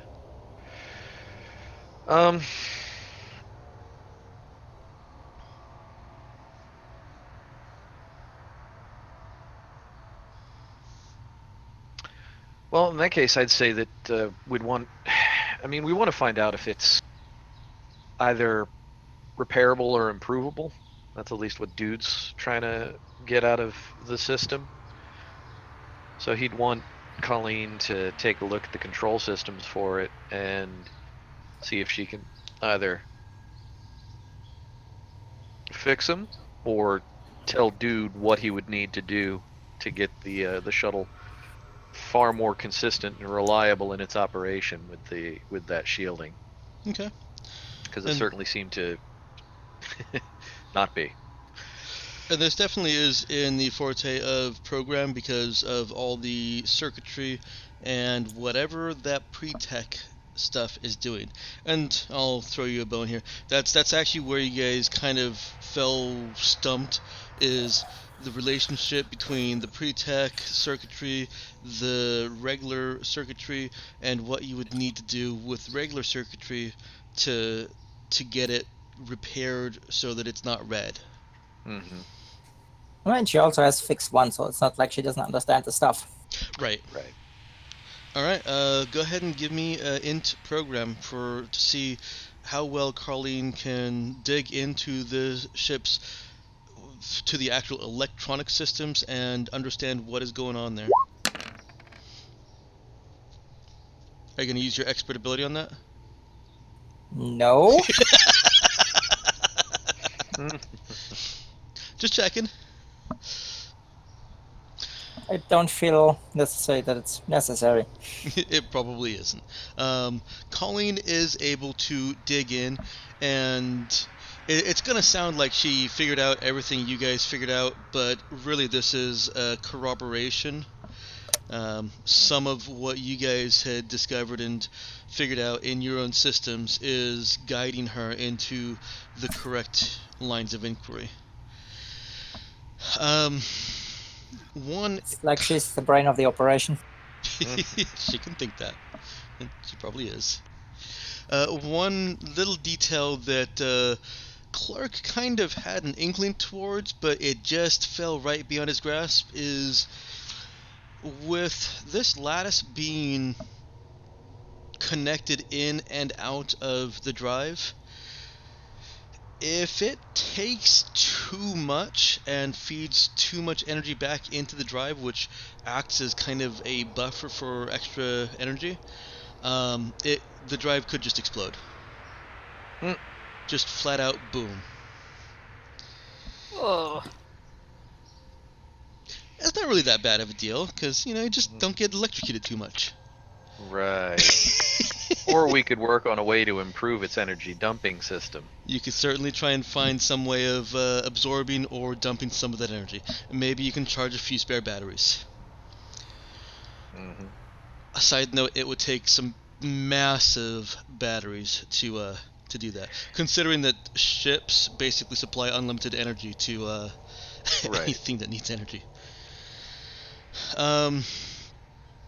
As far as the lattice goes, the circuitry lattice, yeah, it wouldn't take too much or too difficult to obtain parts to get those circuits repaired. In fact, you may even be able to find some of them within your own scrap. You may be able to find them in toasters, given a sufficiently advanced toaster. Mm-hmm. We do have some advanced toasters. Yes, they were capable of toasting spam. Yes. I mean, is our toaster repaired by now? Is the toaster repaired? Yes. Yeah, We have it's been an hour. Okay. By the way, Nemo You wouldn't is really- repaired. You wouldn't really need an advanced toaster to toast spam. You could do that on a perfectly normal one. And yet we have Nemo do it. If you wanted to. I'm not sure why you would, but you could. Because he's the toaster. That's the joke.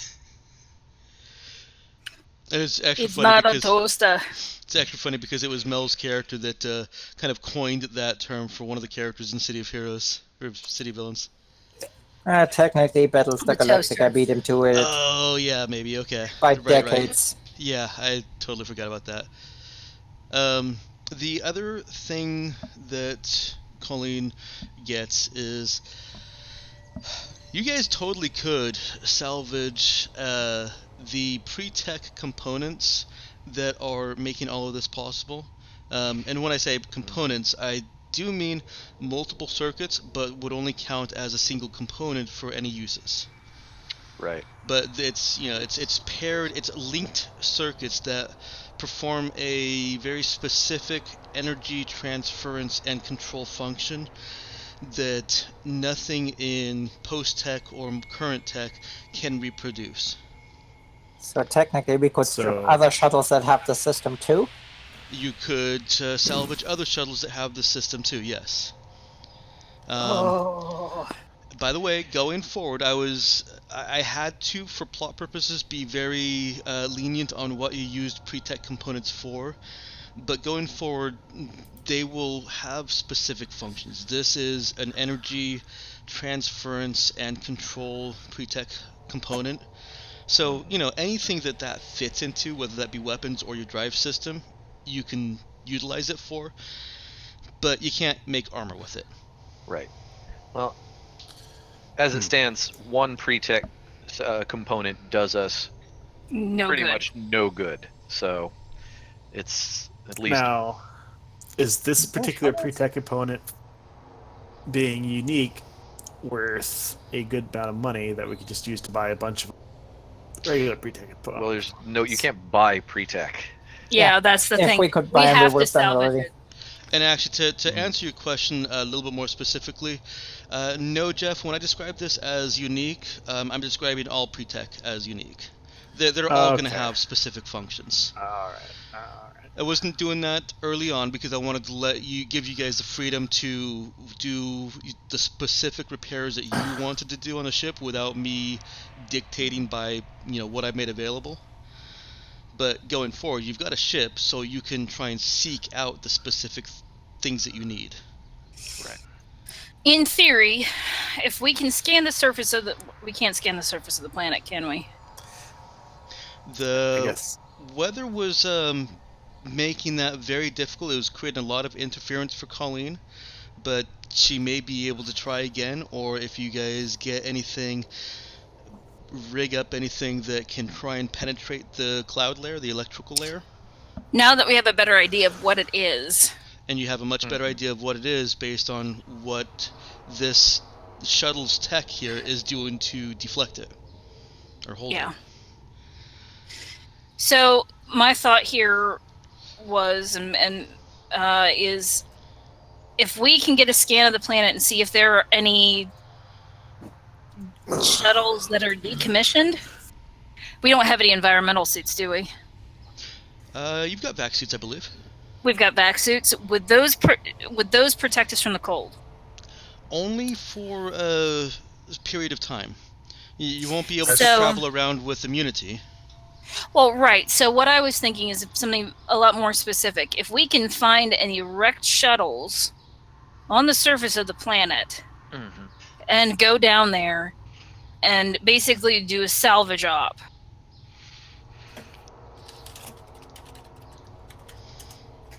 So a short amount of time in the environmental suits for a specific purpose. Would that be something? That's kind of where my brain was going with that.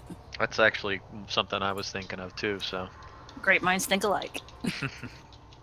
Once again, Cabin Dude on the same page. Oh yeah.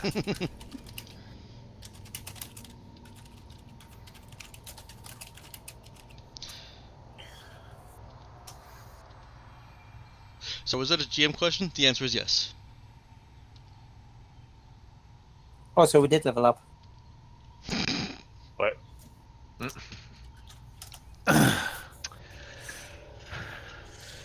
All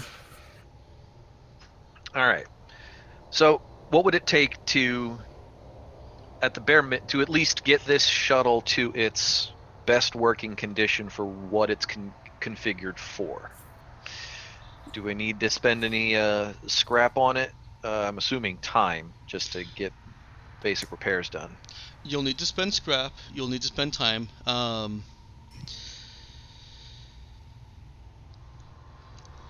on real quick. I wanted to also note to you that given what you know of the atmosphere on the surface, you will also have to modify any vac suits so that there's no chance of any oxygen reaching that atmosphere. Right.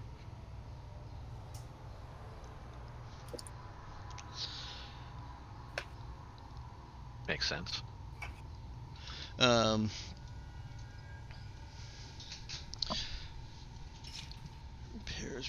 Repairs.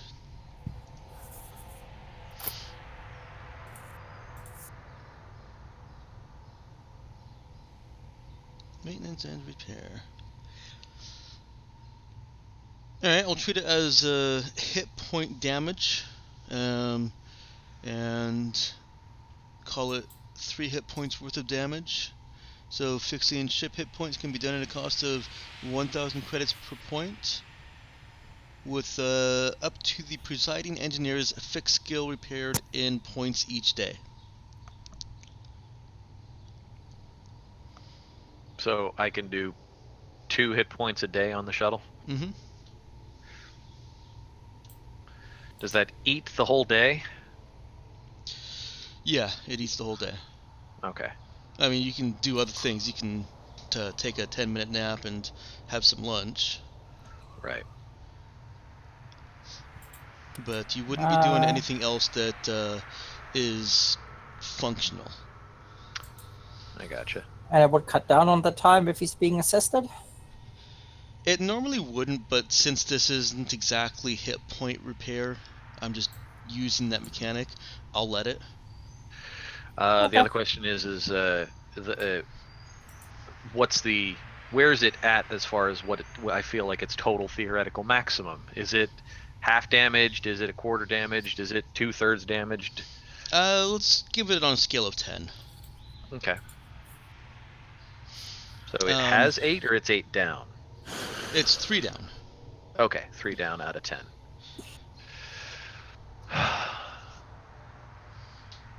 All right.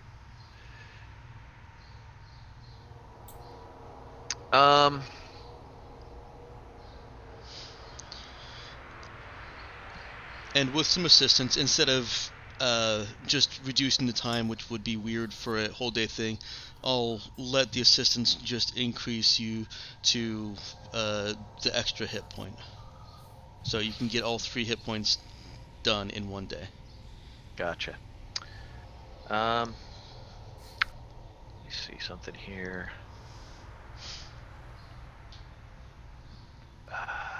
Did we max out my maintenance on jerry-rigged devices with the 2 Void Hawks?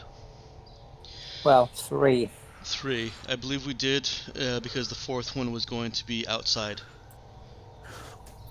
your maintenance. Well, outside your free maintenance, right? Yeah, because I get up to 3, because Yeah. fixed skill plus int mod. Mm-hmm. Do we have 3 Void Hawk? I thought we only had 2. You've got 3. You've got 1 more in construction. Yeah. Yep. Also, Right. it's nearly finished. Because we got pulled into other stuff. I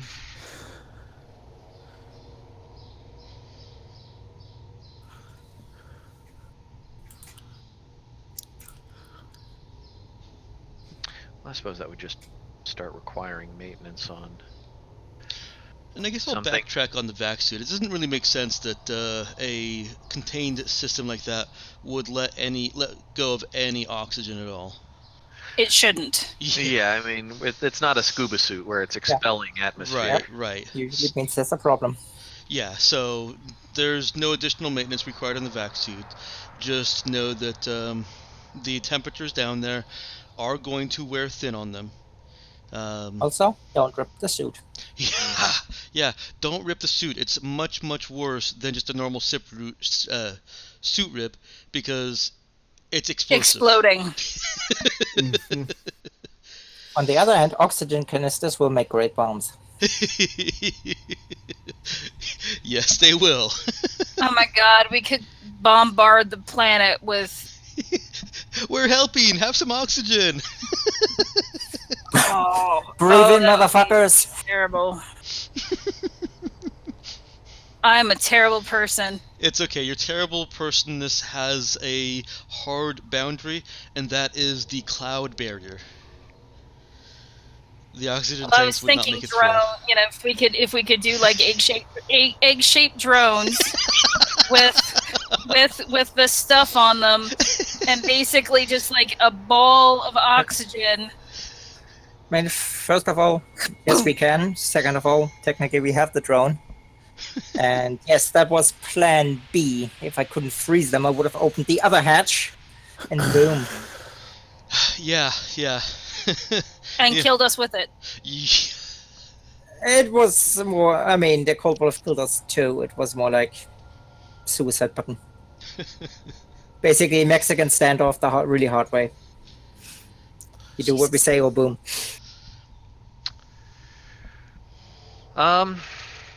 I will kill you all. Nothing you can do about it. That's what she sent them over the comms. Oh, you no longer have control of that door, by the way. Well, yes. If you remember, I released that control, and that's when I put in the failsafe that it wouldn't open for a few hours. Yes, I do remember. All right. So the if Dude's understanding it correctly, or at least if I'm understanding it the way Dude understands it, shuttle's got the lattice. The lattice takes in the lightning energy from the strikes, pipes it into the system's engines as a method of dealing with the power, uses that to power the engines, and can potentially take up to a certain amount. And if past that certain amount, the engines can't handle it, and the engines will just blow. All correct except for one additional point. The lattice doesn't just shunt the energy into the engine. It manages to hold and disperse a lot of the energy. Okay. It's a failsafe for the lattice that some of the energy is shunted into the engine, because otherwise the lattice would fail. Gotcha. Okay. All right. So the engine is the lattice's blow off valve, Yes. but the engine itself doesn't have a blow off valve if the lattice ends up taking too much. It does not. All right. Just with going through the systems and whatnot, does he feel like he's got a decent handle on how much energy he thinks the lattice can take based on what he's been fiddling with? Yeah, but it's a difficult and almost, well, not useless, but it's a number that needs other numbers for context. You don't Right, know and he what the doesn't know. storms produce. Yeah, I had that thought after I asked that question. It was like, yeah, that's great, but I've got no relative baseline for it. Yeah, you've got 7 apples to feed all these people. Well, how many people is it? Exactly. Well, shit, man, you don't know. Head outside. Exactly. Start counting. All right.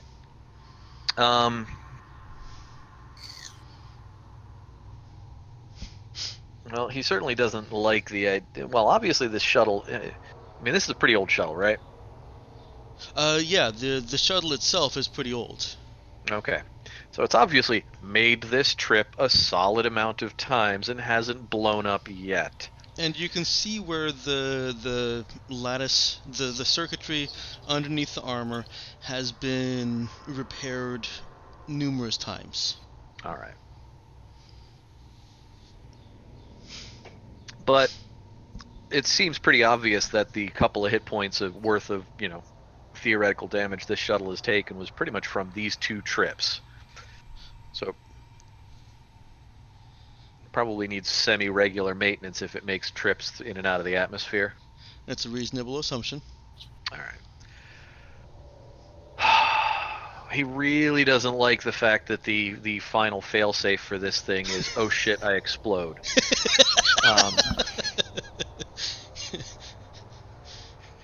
I mean, it's great if you're immune to explosions. Oh yeah. Wait, Sure. are any of you immune to explosions? No, we haven't got that No. much money Why, in yes. Saints Row 4 yet. and immune to falling down afterwards. And freezing. Mm-hmm. And any need for air or breathing. Well, breathing oxygen. Got that one. Yay! 1 out of 4. And partial immunity to the freezing, so 1.5 Yes. out of 4. Good point.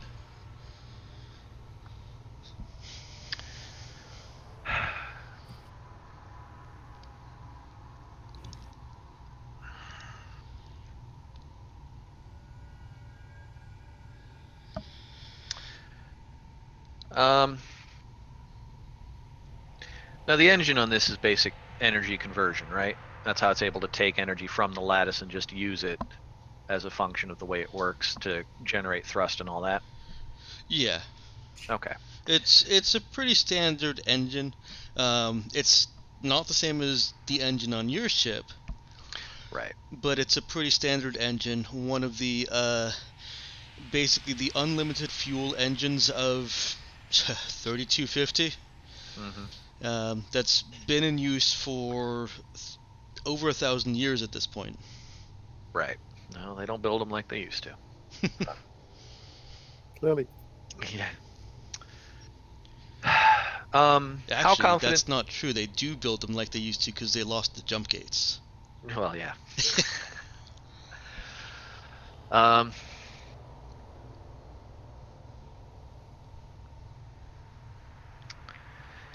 How confident does Dude feel in his ability to build a jerry-rigged, basically shock the storm back kind of release valve out of the engine? Something that will, given the engine taking enough power past a certain oh shit point.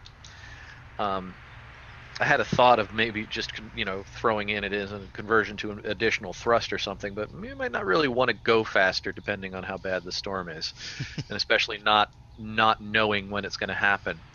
But sort of a reverse lightning rod, the ability to throw energy back out of the ship as electrical energy.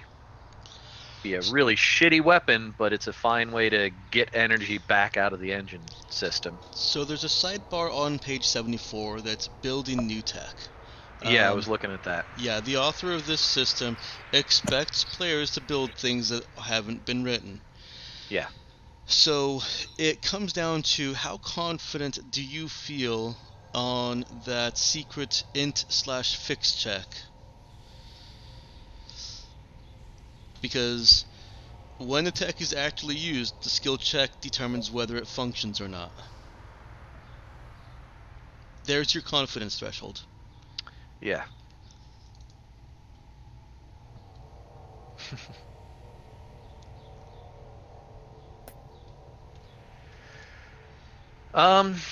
Now, if you had creative level 2, you would be able to jury rig a system that always passes. Yeah, well, we ain't there yet. Not quite.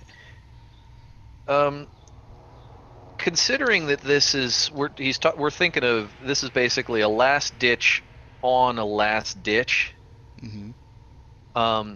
He'd rather have it than not, and it feels like, well, the shuttle's been surviving without this particular safety release valve. He just wants one more safety net. I mean, if the ship blows up, the ship blows up. Wasn't going to be anything he could do about it anyway. So I'm okay with with that. And if the ship survives long enough for him to get creative leveled up, then he can dismantle it and build it so it works. Okay. So now you've got to make a decision, though. You're doing what? Are you fixing the hit points? Right, Are you or building the mod. Building the mod? Are you doing both? Probably take pretty long to do both. I mean, Colleen can fix the ship. But without at a slower rate, yeah. Yeah. At most, it'd be 1 hit point of the 3 it's down. Well, it's a good place to get started. Dude will head into the cockpit and kind of express these thoughts to Clark and Colleen, whether she responds or not. Let me actually make the decision easier for you, Matt. That kind of device, building from scratch, I'm going to give it a time of a week. Okay. So it's something that you can work on in the background, but unless you guys want to hang around here for a week, it's not a immediate concern. Right. Yeah, depending on whether we spend more time salvaging on rain. Mm-hmm. And it would deviously split the party with dude working on that while somebody else goes down the planet. Right, because he rather not split the Actually, party. A thought on going back down to the planet. The lattice wasn't damaged any, was it? The red? No, that the red is the damage. It burnt out circuits, and there are little holes in that lattice. It's got enough to handle more, but we don't know how much. Right. The chances of any of that lightning making it through those holes is minimal because there are safeguards, but it's still a threat, and even more threat the more it gets damaged. So, go ahead, Jeff. Right. No, that was everything I needed to know. Okay. Specifically, is it really worth going back down there if it's going to potentially risk our lives? These two trips here don't seem like they would have caused the lattice to fail completely.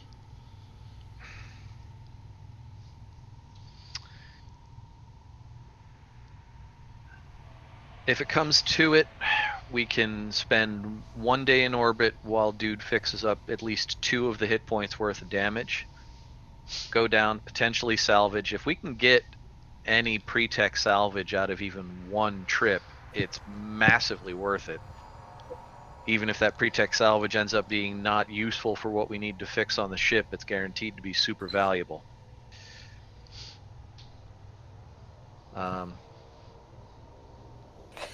But what Dude's gonna wants to do is, if Colleen, he knows Colleen can fix shit because they were working on the drones and whatnot together. He kind of pats her on the shoulder, says, "All right, I'm gonna go consult with the cap on a couple of questions. If you want to, you can get started on basic repairs on what you know needs to get done.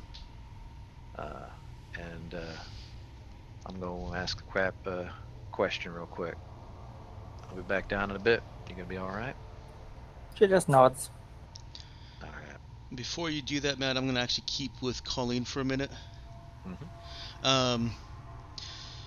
Colleen can kind of pick how she wants to approach this, but I think the approach that would most engage her is picking out the circuits that can be used for this purpose from the pieces of scrap you've got and separating them, making sure they're not damaged, of course, and linking them up, making sure that they function well together. That's part of what you're doing with this scrap is you've got a toaster in the pile and you need the circuit board from it, so you pull that out and put the rest of the toaster back in the scrap because the metal can be used for something else, or the wires or stuff. And just digging through your thousands and thousands of your tons of scrap to find the best circuits for Colleen and Dude to later weld in and get interfaced. Legos. Legos. Yeah, she would do that. Okay. Something to keep her occupied. Yep. I thought it would. Also, since she's the most expressive one, despite her nod, she looks like the very definition of not alright. The Dude can tell, but he needs to go talk to the cap real quick. Well, Clark's still there. Mm-hmm. Yes, the definition of the caring psychotherapist. He is the very acme of therapy. Dr. Clark. Dr. Clark. So, you got anything you want to get off your chest?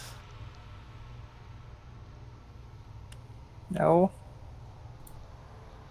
Because you seem a little off ever since that little firefight we had down there.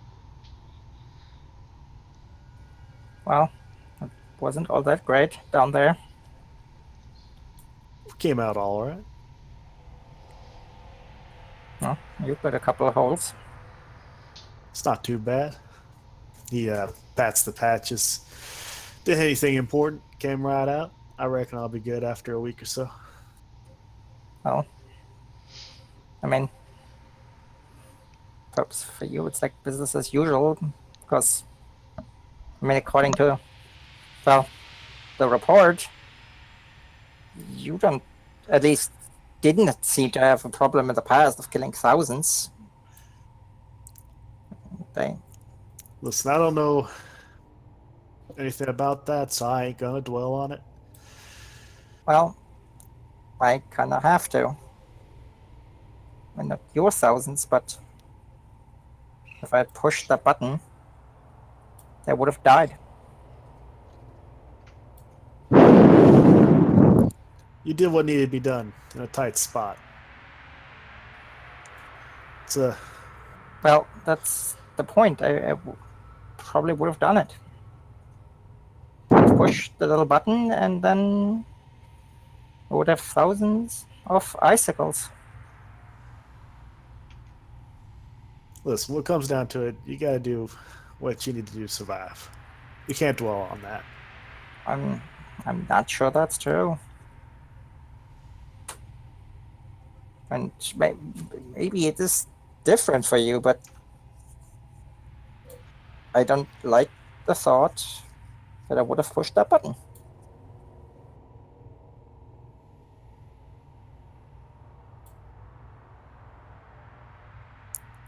It's just too easy. I don't know.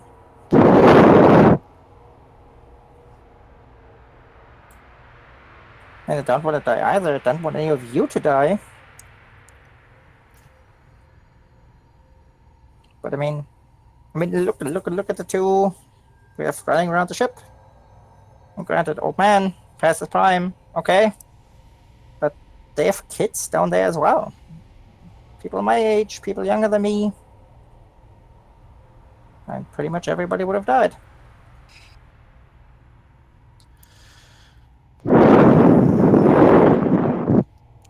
We are getting some really heavy explosive breathing from someone.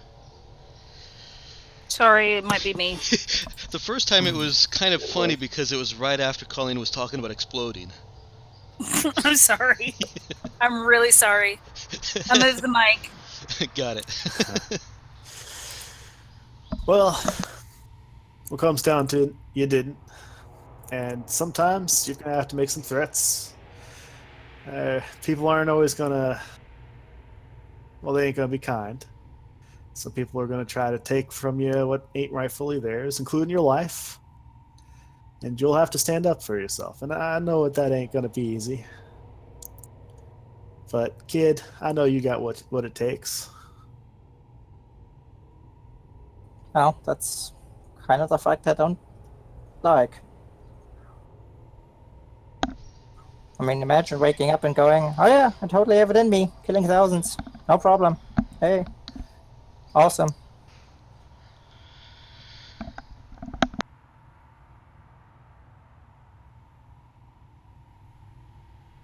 Well, do you like the idea? No. Well, I think that's the important part. Hmm.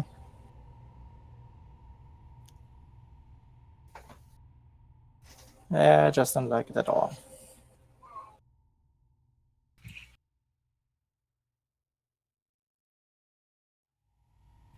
I ain't really got anything else to say there.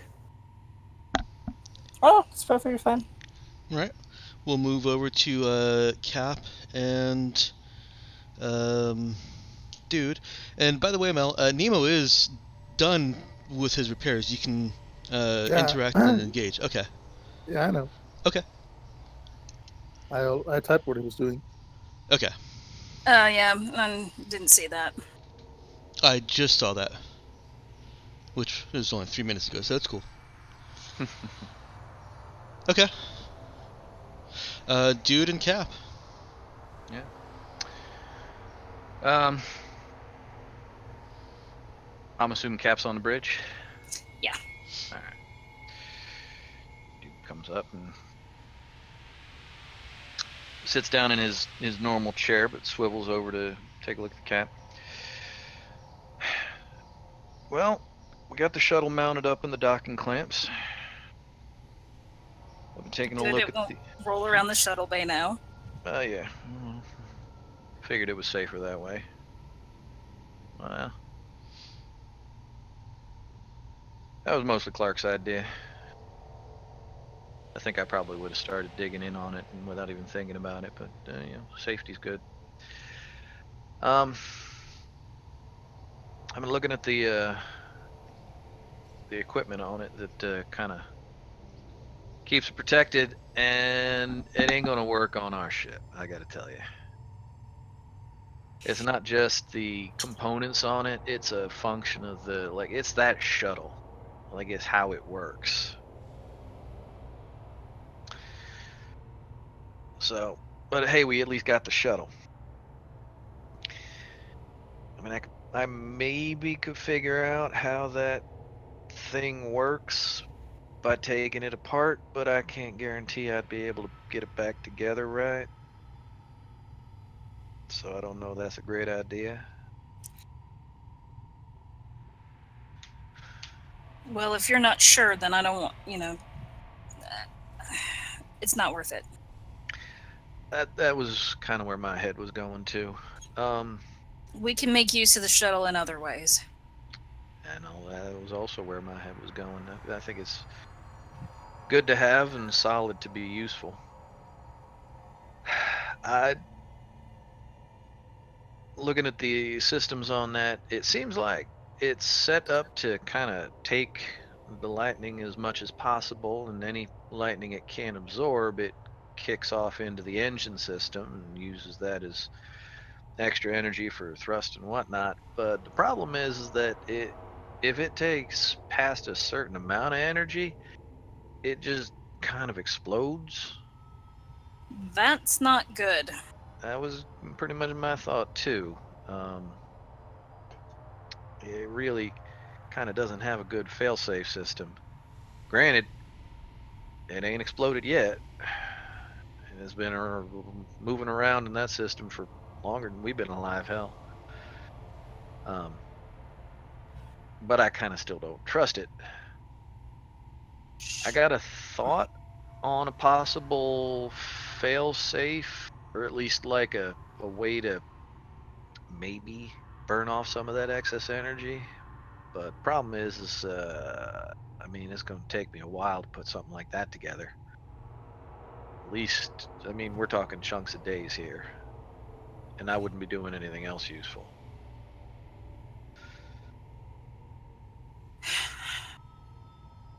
So,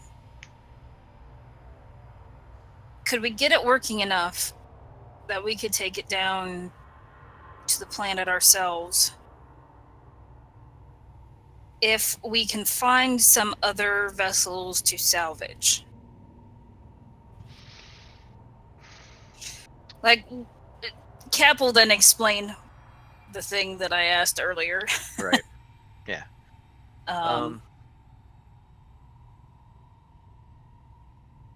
Dude thinks about it for a minute, kind of. Yeah, I figure you give me a day and I can get that ship probably. Jeez, I can get a pretty ship shape. I can fix some of the little bits of damage that have been done to it, and probably get it 90%. It feels like it survived many trips up and down with some basic repairs, and I don't know that the people down there really had any more knowledge than I do, because it certainly just looks like the kind of repairs that I would have done anyway. So they ain't holding on to some kind of tech that we don't know about. But yeah, I could get it going where we could probably make a couple of trips and wouldn't have to worry too much about exploding, other than just from the normal, you know, the universe decides that you don't want you to be alive, and that's it, you're done.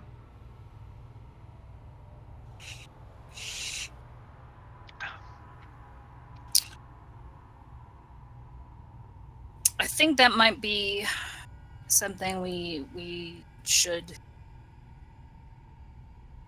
try at least. Oh yeah.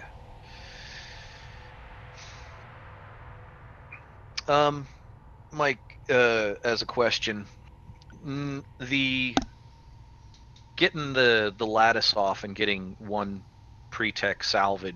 usable pre-tech salvage out of the deal for that, would that make that a non-functional shuttle, or would it just remove its ability to go into the atmosphere on range? It would just basically words. Oh, disable that modification to the shuttle. Okay, so if we move on from this system, it would be very reasonable to go, well, shit, take this off, keep it as a working shuttle, and gain a salvage out of it. You could. Okay. All right. Dude kind of expresses that thought to Cap. Like, if we don't stick around here, I could probably get some basic salvage out of it and keep it as a working shuttle, which would be nice to have. I don't know that we want to keep surprising people with the fact that our ship can land on planets. It'd be good to have some. Well, and it keeps the ship out of range of, some of those planetary defense systems. Oh yeah.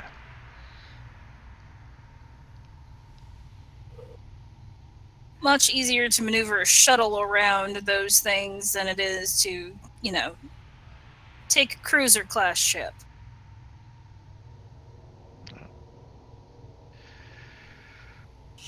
Gives us some freedom. Indeed. Well, I got Colleen working on starting some of the basic repairs, but I don't know that she's got.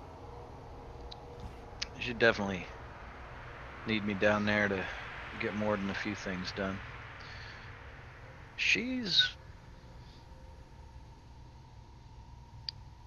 I'm not sure she's okay, Cap. I'm not sure I'm okay either. That's a conversation for later. I gotcha. Yeah, I hadn't really given it too much thought yet. I'm still just kind of sticking in with. Yeah. Yeah. That was a pretty fucked up situation down there.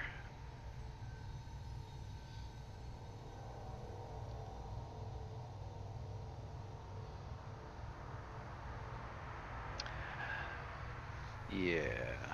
Yes, it was. I'm gonna. I didn't want to make it any more fucked up than it had to be by killing that kid, the old man.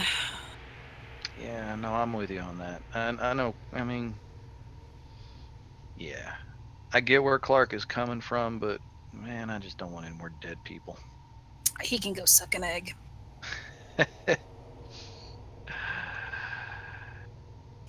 Yeah, he's kind of a sourpuss.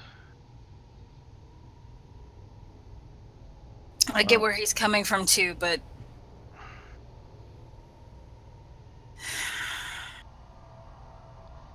I'm also the captain. Yeah, that you are. Well, I'm gonna go, I'll go stick my hands in a ship and see how much of my, attention I can distract with that. I'll let you know what if we run into any difficulties, and, well, you just keep us flying, Cap. I'll do what I can.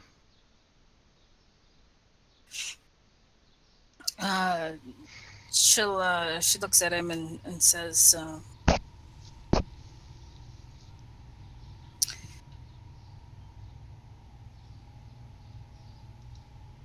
do you think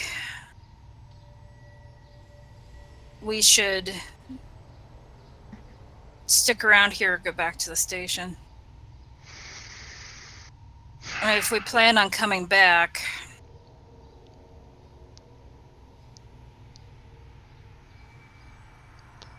we might as well just stay here. Yeah. I don't know. I mean, I don't feel like introducing any more variables into this whole situation. I mean, we go back to the station, then the kid or the old man decides to leave or not. I mean, if it came down to it, if we go back down to the surface, I'd want out of the old man or the kid with us just to give us some basic. I mean, they know about the planet, we don't.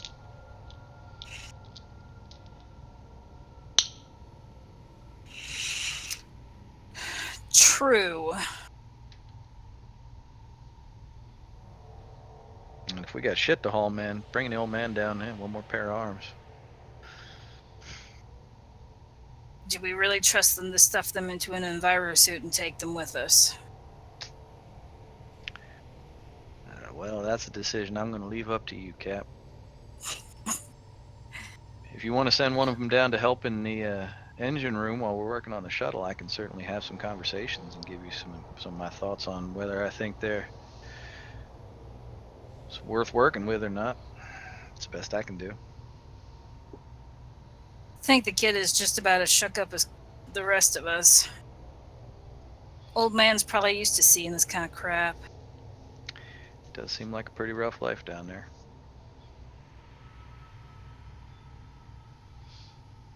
It does.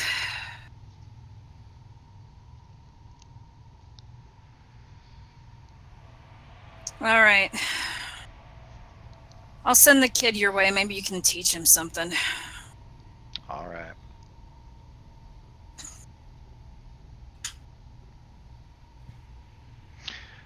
And dude heads back down into the shuttle bay. Okay.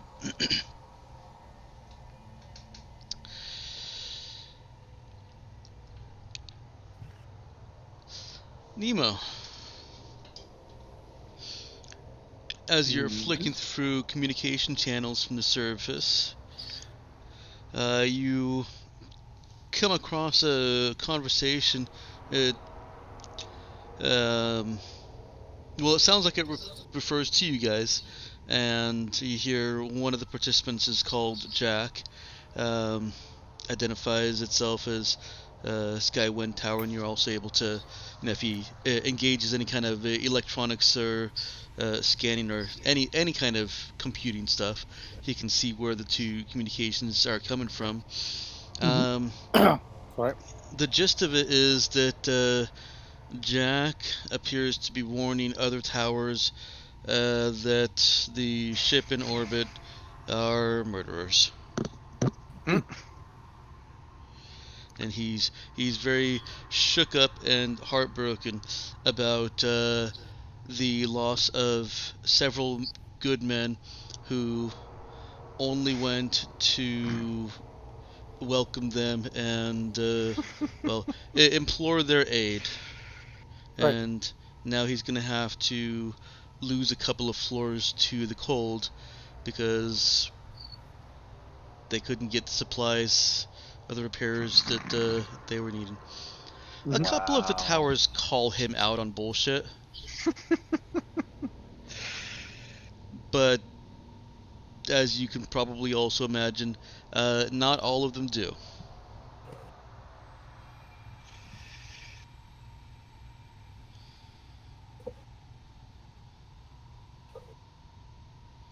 I figured as much. Is it possible to infer from any of those conversation snippets if any of the towers have actual anti-ship capabilities that might threaten us?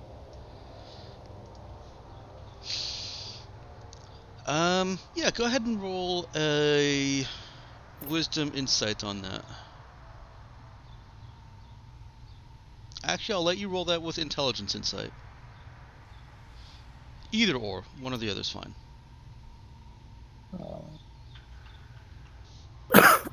Sorry. What? Oh, roll insight on that Instance? with either wisdom or intelligence. I don't see an insight. Sorry, not anywhere. insight. Notice. Okay, That would explain the confusion. Yes, there is no insight. Yes. Notice. that was some slight confusing.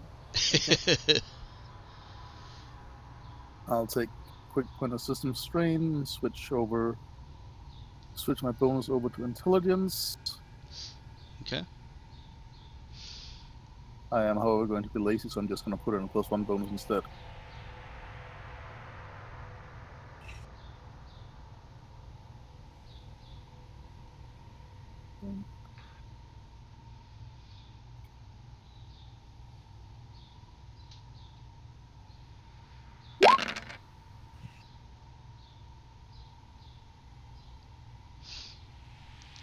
Well. Yeah, it's not going to do anything.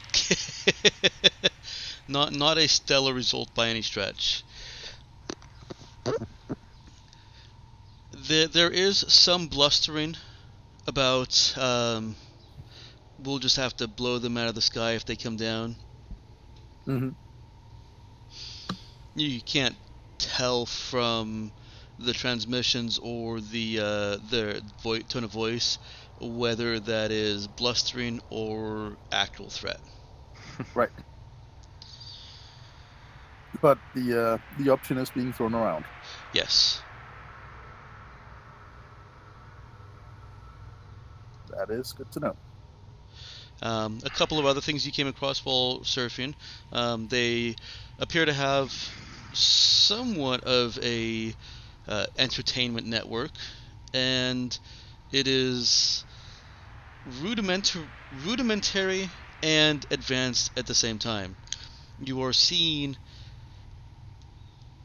the equivalent of a Shakespearean play on a stage with physical sets, with varying quality in writing, from Shakespearean, if you consider that good, to not Shakespearean, if you consider that good.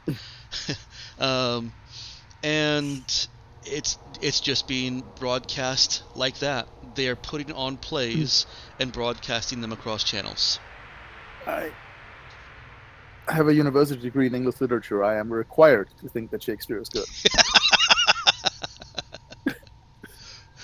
I would think that they would let you form a a personal opinion on that, but I certainly understand school. I don't think you can form a dissenting opinion on that. There's no room for subjectivity on it. On the general on the general belief if Shakespeare is good or bad, no, not really. All right. Yeah, there's not really much of a qualitative discussion on Shakespeare. That's a shame. I think there should be a qualitative discussion on everything. It'd be At least like going into a classical music studies program and saying Beethoven sucks. Yeah. At least not on the quality of his the quality of his writing in general. You can point out that specific plays are weaker than others, certainly, and you can point out that his poetry is. Yeah, that's enough. Yeah. Mhm. This might go on, Mel. Perhaps a discussion for another time. I'm sorry I opened the box. You did. But so yes, they have their own entertainment system of video broadcast plays. Yep. Take that in with great interest.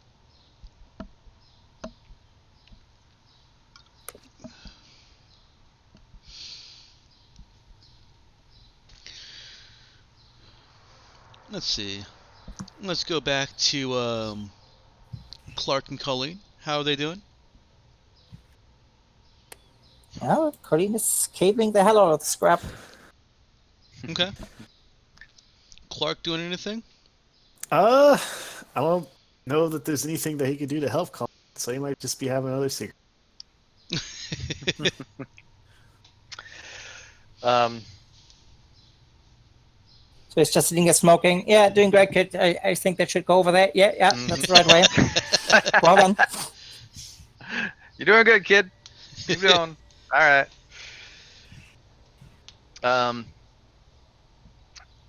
By the time Clark probably gets to his maybe third cigarette, dude Third comes pack. back in.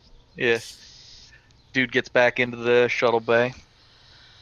Sees Colleen working through. All right. Well, he looks over at Clark. Man, unless you want to help haul shit and help fix, I think you're a little superfluous here, man. We're gonna start working on just basic repairs, man. The hauling isn't even necessary. And once the circuits circuits and strips have been removed from the toasters, they're pretty easy to carry. Hmm. I mean, we're talking. You can fit everything that you're going to need in Colleen's 2 handful.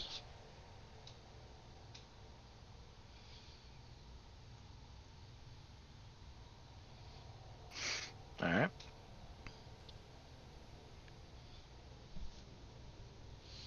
So yeah, unless he wants to help. Is anybody else doing anything else throughout the day? I know Colleen and Dude are tasked with repairing the lattice on the ship.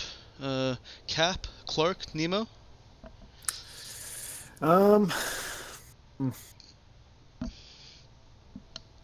Clark, you pass Tom in the hallway, leading Dude and the kid.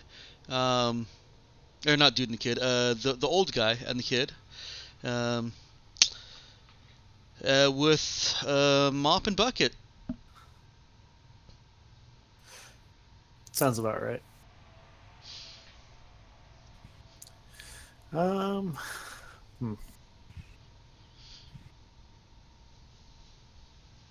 Sorry, space mop and bucket. Right. That's good. I don't know. Probably go just make sure everything's okay with and all that stuff. Can the guns be calibrated? In what way? Do you want to do some calibrations? All right, Garrus. Oh, got it. Are those calibrations coming, Garrus? I don't know what all the dude that's good at shooting and piloting do right now. Go and piss off Cap some more. No, I think I've met my quota, so that's all good.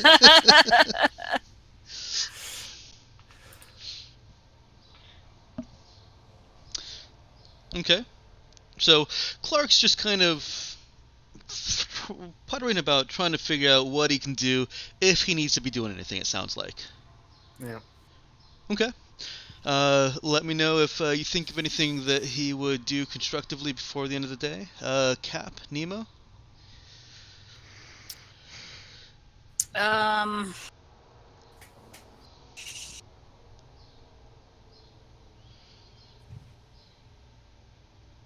Cap's gonna. We've got like a gym on board, correct? You got a whole rec room. Including Cap's gym. gonna go punch some things. She's going to wreck the rec room. No, she's not gonna wreck the rec room, but she's gonna go punch some things. Okay. And try to work through some of the feels. Okay. Nemo. Just going to continue watching the local culture and entertainment. Okay. There are some good shows and some bad shows, if Nemo can distinguish quality. There are soap operas and fake reality shows just the same. There's one of the towers seems to have managed to set up a American Ninja Warrior or American Gladiators kind of competitive obstacle course. And as time passes, the obstacle course is used in different shows, in different little competitive ventures. You got soap operas and hand puppets. Just taking it all in, forming and trying to form an overlapping opinion and insight into the general into the general culture of the world and the people producing it. Okay. There are a couple of different languages here, and this will count as one of those days toward the week you need of absorbing local language, if you don't already know how to speak it. You can probably start keeping track of that under other equipment. 0 encumbrance. Okay. If you get too many languages, they'll start costing encumbrance.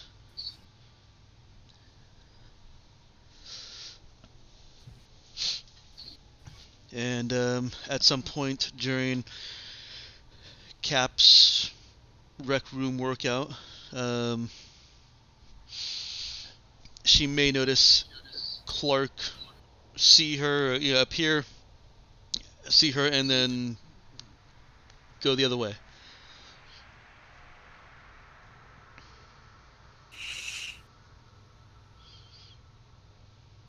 She has nothing to say to him right now anyway. Okay. You guys pass the day. The shuttle is repaired, and it's been a long day. You guys can certainly try and make an away team in the... Well, it's kind of your night here, although you can you can make it as bright as you need to by being in the path of the sun at any point. Dude's done.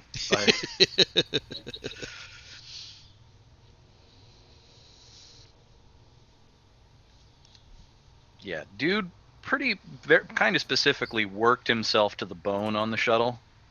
maybe putting a little more physical effort than he really needed to, than was strictly needed. Mm-hmm. But he just wanted to wear himself out as much as possible so that when he was done, he could just crash. How about Colleen? Where was she on that spectrum as she worked with Dude repairing the shuttle? Yes. How is she on the exhaustion? Does she fall asleep? Does she curl up in a ball and scrap, or does she putter off to her room? She'd sleep on site at this point. Okay. I'm sure there's some comfy scrap. Yeah, she conveniently made sure that there was some comfy scrap. It was useful at the moment, and now is just something to lay on. It's basically she stays around and basically takes naps, things like that, but basically not going back to her room or anything that doesn't really give her time to think. Okay. All right. Um, Folks wake up in the morning, shower up, do whatever they're gonna do. First one down to the shuttle bay notices Colleen's still just zonked out. So I get 2 hit points back, and how does system strain work with the rest? System strain with rest. I have to look that up. Sorry. I Yeah. think it would just I be figured gone, you seeing might how it actually goes know. down 1 per hour. No, system strain doesn't go down that fast. Was That it 1 sounds per weird. day? Especially since it's 2 hit points per day. Yeah, I figured it'd be a per day thing. It's once per day, but it's also um, Oh, where was that? it's area? it's weirdly it's under biopsionics. What? Weird. I Because guess that's because you're using it for Well, other things. Yeah. yeah, What it's psionics originally mainly intended for. have Okay. that. it could use its own section, but that's an appropriate enough place to put it. I think maybe when it was being written, that's the only place that it was, and then he started adding pharmaceuticals, or I don't know the thought process there, but that's the first place it shows up. And After it each night is of rest. Okay. automatically after each night of rest, provided the organism is well fed and not compromised by sickness, or here we go, lexicon of the writer, privation. Does being Privation. shot count as sickness or privation? I have to look up what privation means first. Privation mechanically or as the... It's a state in which things that are essential for human well-being, such as food and warmth, are scarce or lacking. Yeah, Where do you think deprivation comes from? yeah. Basically, I our don't- animal needs are met. I don't know, deprivation sounds the same to me, so the D in front of privation seems... Just means someone else is taking it basically from you. Yeah. But yeah, that is... You are not under a privation effect. So, alright. Yeah, everyone recovers 1 system strain, or removes 1 system strain. Mm-hmm. What are you at, Mel? Me? Yeah. 0 now. Doesn't the switching cause system strain? Yeah, 1 for the scene. I was at 0 before, then I was at 1, now I'm at 0 again. Right, you didn't actually need, and you didn't take any system strain, it was Dude that did, and Nope. I was mixing up, it's been a few days since you switched multiple times Yep. during the day. Okay. Yep. Okay. Exactly. I've been keeping track of it. The passage of time is a new concept for me in role-playing games. In fact, I need to mark down +1 day. +1 day. Very good. I'm kidding, of course. All right. New day. I've had games where we maintain the calendar. Oh yeah. All of you have been in, except for Nick, have been in my games where the passage of time means things.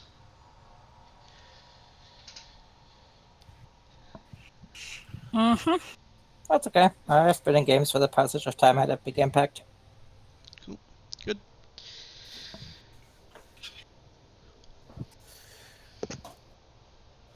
Fresh and bright. It's a sunny day, unless you're on the other side of the planet. Or you slept in scrap. Or you slept in scrap. So, is the sunny day chasing the clouds away? Nope. So we're not on our way to where the air is clean? Nope. You'd have to go to a different system for that. Or maybe be Madeira. You don't know. I mean, the ship air is clean. So you're telling me Recycle? Sesame? So you're telling me Sesame Street is on another system? Okay, cool. Oh no, they've got a puppet show here. Yeah, we established that already.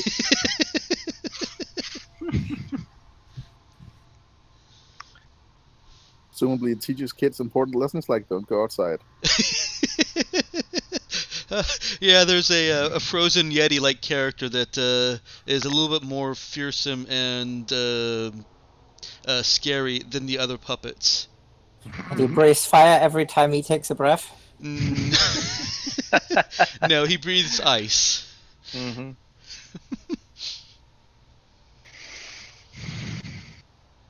And freezes the landscape cold. Valuable insight into local civilization. Yeah, indeed. Yeah.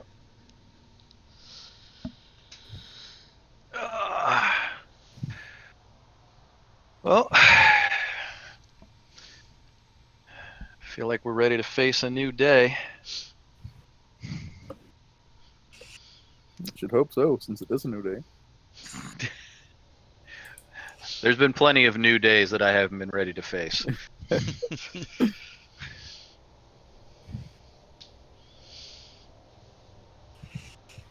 Like most Mondays. I'll be all set to face this Monday. So I ain't gotta do shit. Hey, on a spaceship, every day is Monday. Oh Jesus. Oh God. It's, All right, I'm done. I quit. Somebody else can be the captain. It's true. You don't have weekends. You don't Right. know when you'll get Mhm. any kind of R&R. Yeah. Well, technically, it's divided basically between on duty and off duty. Of Yeah, course, that means- if you're on drills and things like that, that doesn't count. Yeah. Well, if So- you're also on a spaceship intended to be crewed by, well, not intended, but that can crew 200, and you've only got 6, you're pretty much always on duty. Yeah. So Garfield should never go to space. Garfield would be an entirely different comic in space. Can we have Garfield without Garfield in space? Oh Jesus. What are you guys doing? What is the plan for the day? Yeah. Well, dude goes back down to the shuttle bay and finalizes any last minute prep on the ship. Just Okay. making sure that it's ship shape. He finds Colleen. She appears to have managed to get a kind of like a metal comb stuck in her hair. She's still sleeping. She doesn't know it yet. It doesn't look dangerous. It's not all spiky. But it's going to be like gum getting it out. Oh jeez. We're not gonna have to cut a chunk of her hair out. We got any peanut butter? I leave that between you and Colleen. Remember, your quarters have an oxygen valve.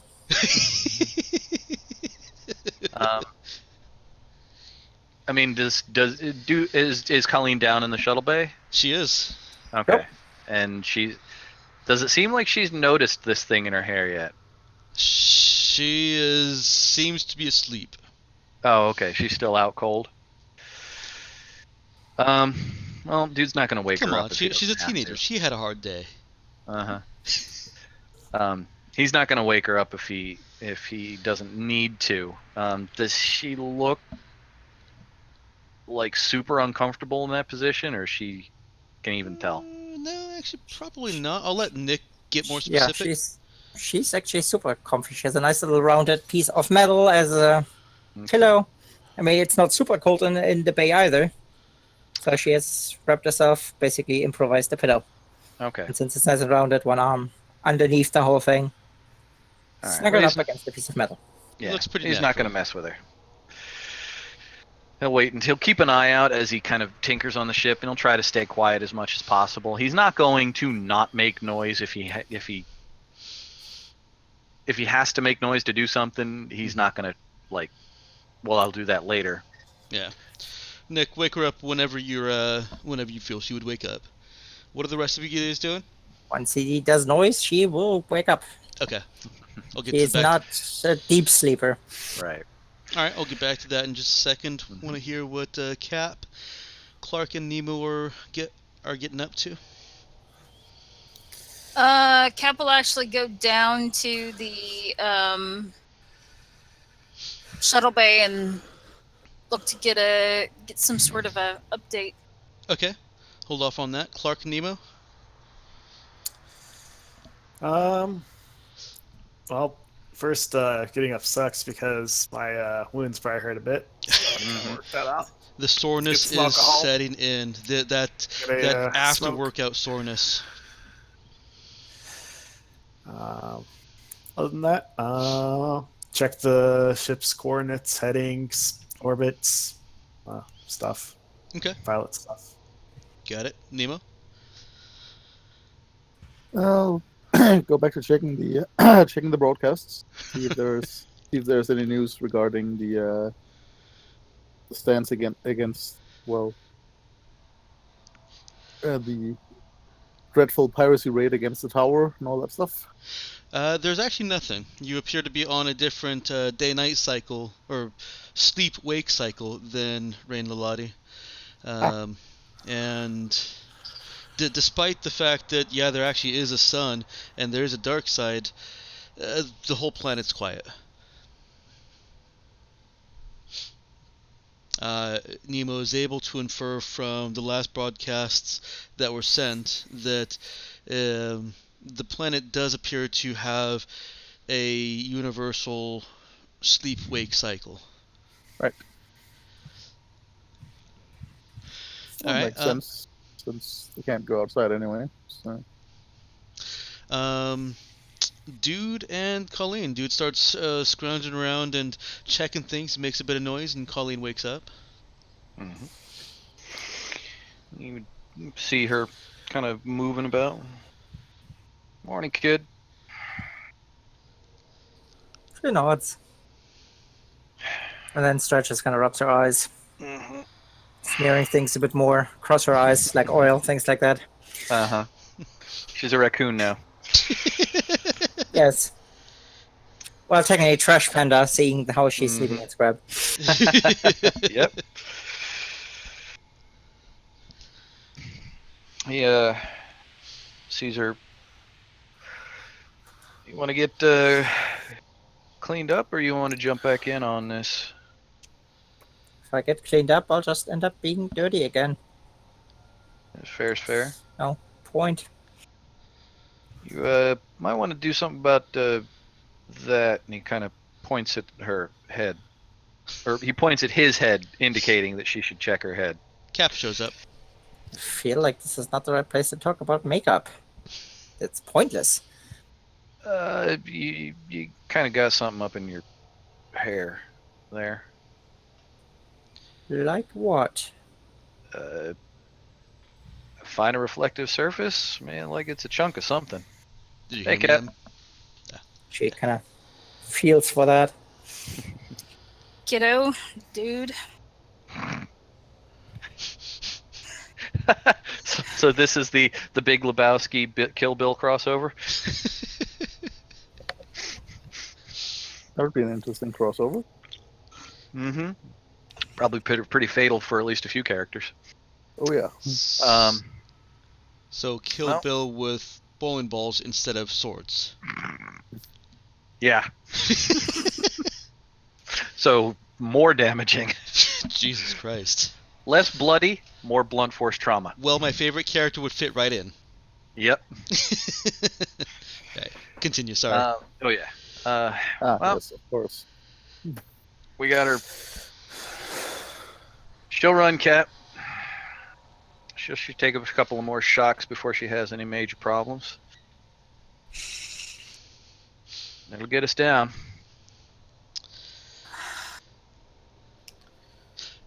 All right. Find something. It is going to be a bitch to get that out, and this does not feel entirely unfamiliar. What is it? Can she determine that by kind of? It's like a sprocket or a gear or something that has gotten in and wrapped up. Can she disarrange it a little to make it a bit more fashionable as a totally intended fashion accessory? She certainly can try that. She would totally try that. It's a scrap metal barrette. She can even try and make it so that it's not dangerous to her. Because it is still Yes. metal, but you know. Alright. Yeah, it's a feature. It's intended totally. New look. Go ahead New and day. Go ahead and describe that up however you like. You guys continue. Sorry for the interruption again.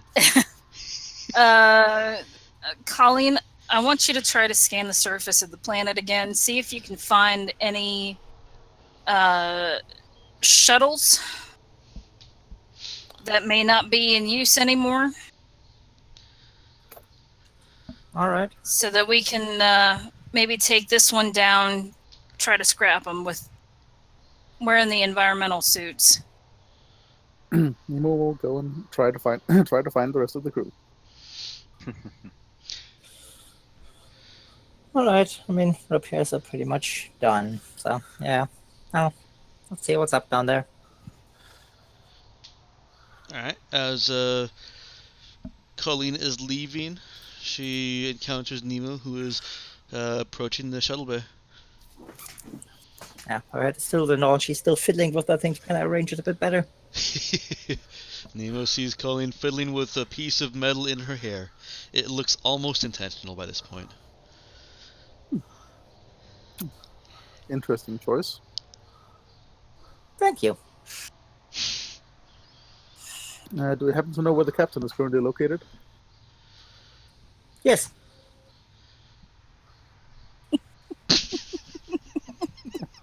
Would you be so kind as to share that information? Yes.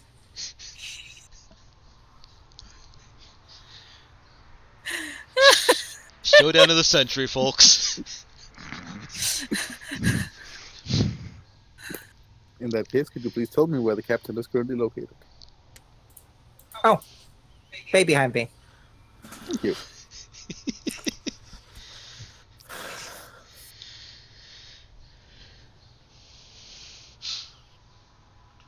Cap and Dude, and then Nemo will come in a couple seconds. Few seconds.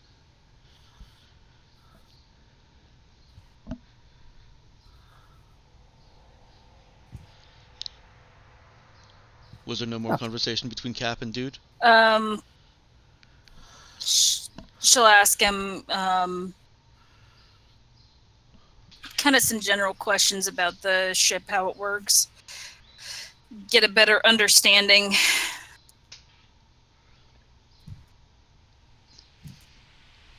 Of what exactly, like how it works, so she can see what it, like actually see what's going on and understand more than just this is how it works, to actually like be able to put the thing together with how it works. Does that make sense? Mm-hmm. Okay. It does to me. She's not content with just hearing it works because it works. She wants to know, while not the exact technical details of it, she wants to know the in layman's terms.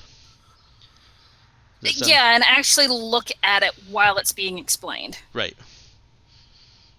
Okay. Like being able to put the visual component together with the words. Mm-hmm.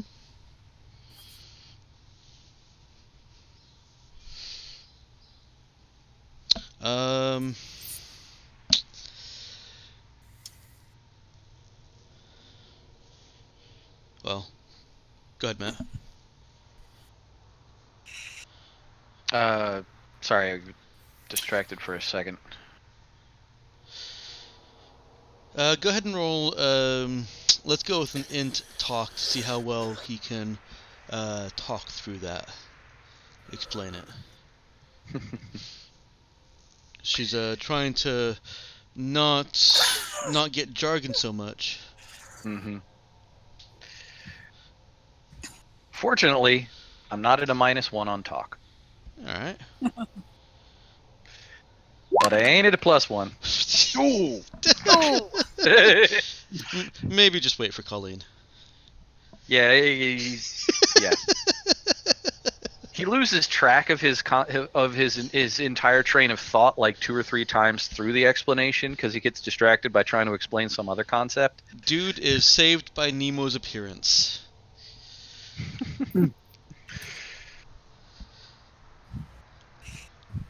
Maybe not, because I feel like Nemo would just stand and watch this awkward ass conversation go on. Maybe. Yeah. So you bounce the graviton particle beam off the main Off the main defector. Yeah. That's the way to do it. Like And we make shit up as we wish. Yep. And that's why he loses her.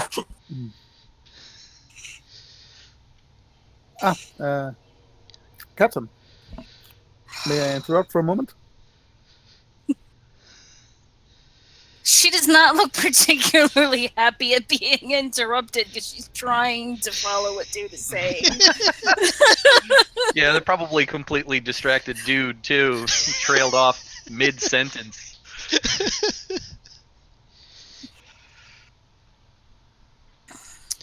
What is it, Nemo? I've intercepted communications from the planet below. I thought you might be interested in knowing that our encounter at the tower has been reported to multiple other towers as a murderous piracy raid. Of course it has. Good thing we have witnesses that says it wasn't. I was not under the impression that there was going to be any sort of formal inquiry or hearing, but it is likely that this encounter has, well, soured the potential welcome we could get from other towers in the future. Well, maybe they should try not to murder people when they come to help. All right. There was also, I intercepted talk about potentially blowing our ship out of the sky if we were to attempt attacks on other towers, but I was unable to ascertain whether these threats had actual backing behind them or not. Well, one of the things that I can have Colleen scan for in addition to crash shuttles is the capability of people to actually do that, because I'm just not sure that they do. That would certainly be a wise precaution.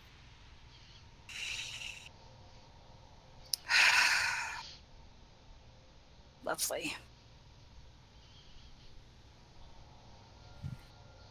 Just what we need. There was also talk, response from other towers indicating a lack of belief in Jack's version of the story. So, might not be entirely without friends here, but you should be aware of any potential complications that could arise from this in further diplomatic contact. Thank you. You're quite welcome, Captain.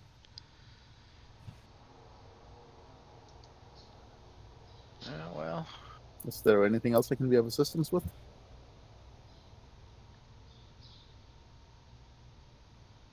Not at the moment. We just had to get the shuttle repaired so we can possibly go back down.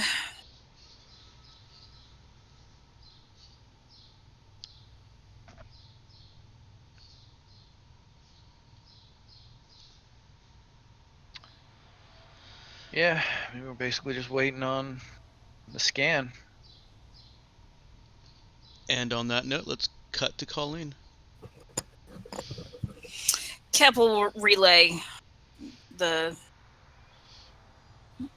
additional things she needs. To call in? Calling to scan for her. Okay. Yeah. Hey, more planetary weapons. Awesome.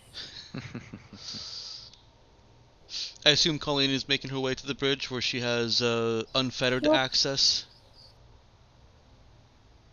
Yup. Okay. Clark is still there, checking up all the systems, making sure everything's running, and making sure that everything is bridging between the shuttle and the ship correctly as well. You can't actually control the shuttle, but you can at least get all the communications and all of the piloty stuff communicated.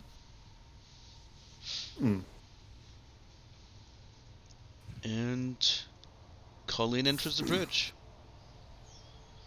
Yep. She heads over to a chair with her blanket and the little toys that kind of all over a console. Hey, kid. You doing better today? Yeah. It's good to hear. I found this nice little hair clamp. You found a what? Hair clamp. Accessory. Sometimes Ah. you just want to look pretty. Right. Right. It Kind looks of nice on you. Looks Best thing that intentional. happened to me all day.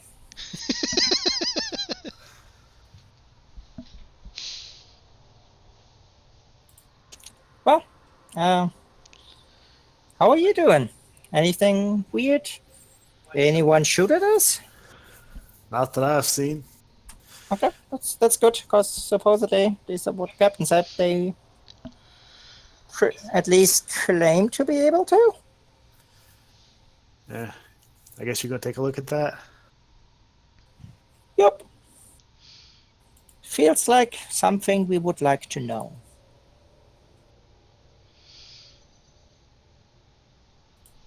Hey, at least the shuttle's ready to go. So if everything else fails, we can find out the hard way. Yeah. No thrilling heroics, wild weaving, weird loops, shuttle thingies, piloty? Not excited? Prefer not to have to. Fair enough. But let's see what they got down there. Tell me all your secrets, little planet. Alright, you have a list of questions, basic questions that can be asked. It's a new day, so consider the scans to have been reset. You'll be getting new data from the survey scanner, from the scanners, and trying to interpret it anew. Yeah, question number one would be any types of shuttles that at least seem to be abandoned, kind of crash sites, or just or even abandoned towers. Okay, so we're basically looking for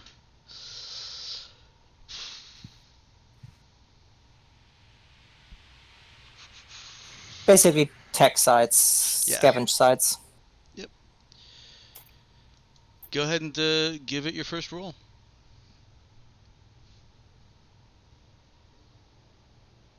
I forgot again. Does that take the modifier from the ship into account, or was that just in programming? That is just that's actually you interpreting the sensor data. So that is Okay, just you that's int program. why I wanted to check, because I do have a scan macro.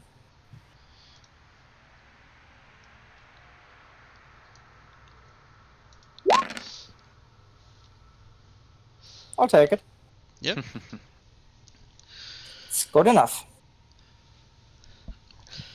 So the answer to this question is actually a little bit more difficult than just are there crashed shuttles or derelict shuttles or any variant of that. The inability to perform any real visual scans and analyze that data. You've got no topology. You've got no you can't see the buildings except for by energy signatures, which is greatly obfuscated by the clouds itself.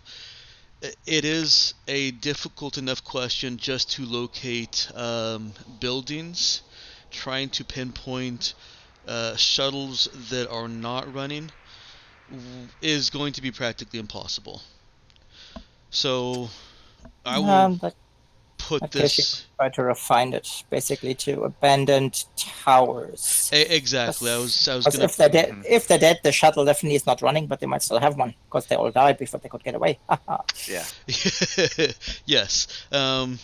And to that effect, Colleen is able to locate a couple of towers that still seem to have some power generation, but they're not lighting up like the candles of towers that you know are occupied. It may just be that the lightning rod is still active and hasn't been destroyed. Okay, well, she's trying. Well, at least we could even try to scavenge that if supposedly that's pre-tech, maybe. But yeah, she's trying to compile it into, well, a topographical map. That way we can later derive a flight plan and give it a visual Okay. flyby for the shuttle. Okay. She's able to do that. Yep, basically points of interest on the map. Yes. Dead tower, spooky tower. Does she label them all that? Yes, Okay. smiling tower. Smiling tower. I mean, just because there probably is a chunk missing somewhere. Looks Because like there's a a grin. what missing? There's probably one where at least there's a chunk missing and it looks like a grin. Oh. Looks like Pac-Man. Yeah, the Almost smiley certainly. face. Yeah. But yeah, she labels some of that. I mean, they obviously named the tower. We know that, so Mhm. they're getting new names. Oh yeah, and there's one big one that's not a ruin, but it's labeled Asshole Tower. Which tower would that be? The one we were previously at. Oh yeah. In parentheses, Jack Shit Tower. Okay. It has a skull and crossbone icon. Anything else she's going to try and get from the scans? Yes, the next one would be based on the towers and everything. Anything that looks like a planetary defense system or anything that basically giant large gun or missiles, something like that. If there are energy signatures that would indicate, hey, they're using way more power. Basically, do they have something to shoot us down? Or a shuttle? Go ahead and roll again. She's trying to dig deeper into the data, the energy signature data that she's already filtered out. Yep.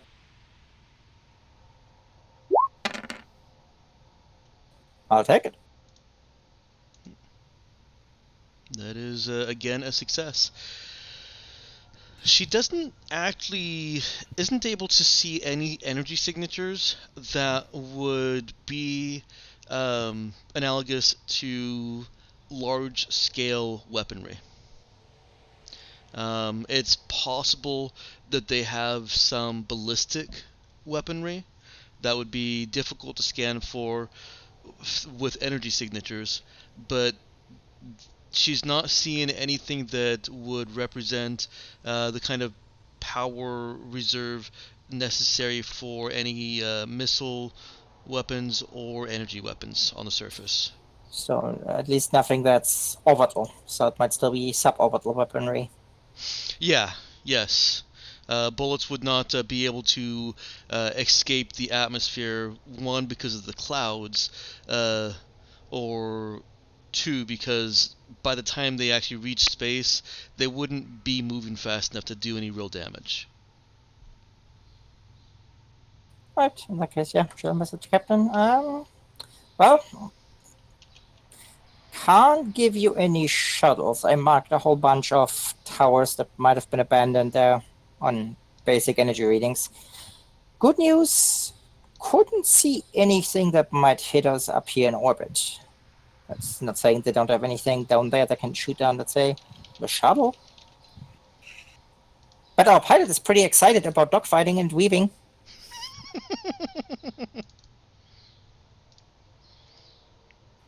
Right. So we have some things that we could potentially go and see if there's any kind of salvage, assuming that they haven't done it already themselves. At least in some of them, well, there's energy active, so they can't have dismantled everything. And that, seeing the state of the shuttle and everything, I'm not sure they would even know how to. I think the best they can do is fix things, at best. They have to get their scrap from somewhere. Well, if any scrap is different, you just rip things apart. But I'm uploading the map to you right now. Thank you. All right, let's start putting together a plan to go after an abandoned tower. Oh, Captain, if you're still down the carpet bay, can you bring me another small sprocket?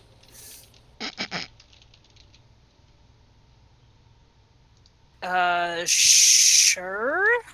Thank you.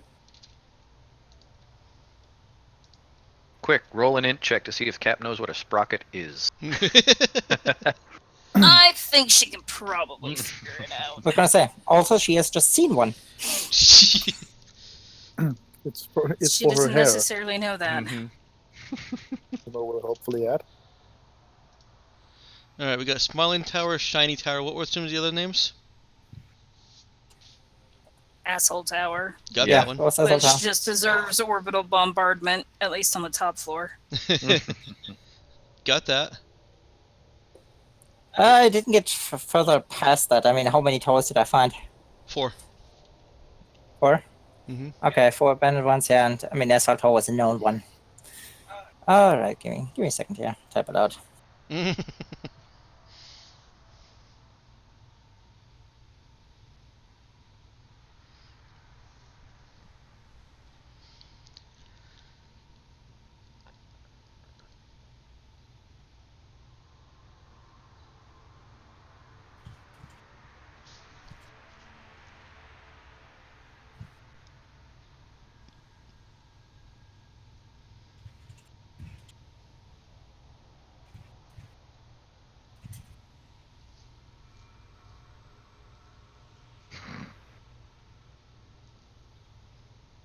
There you go. Spooky tower. It was one of them. That's right. Spooky Tower. Yep.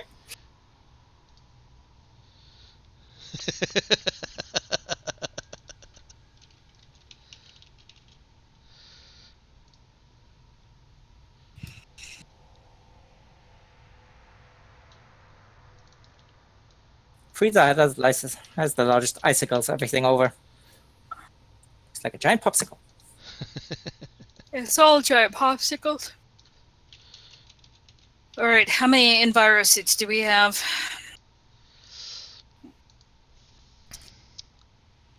Um.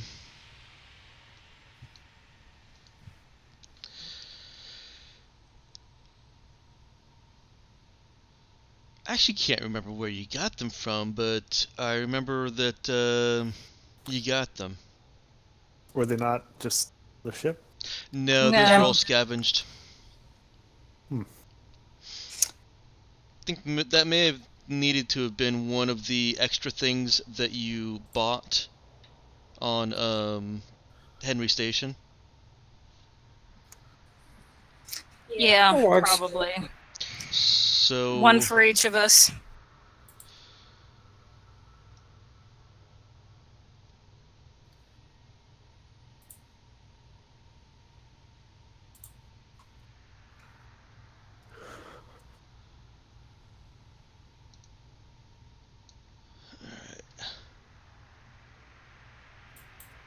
Yep, back suits.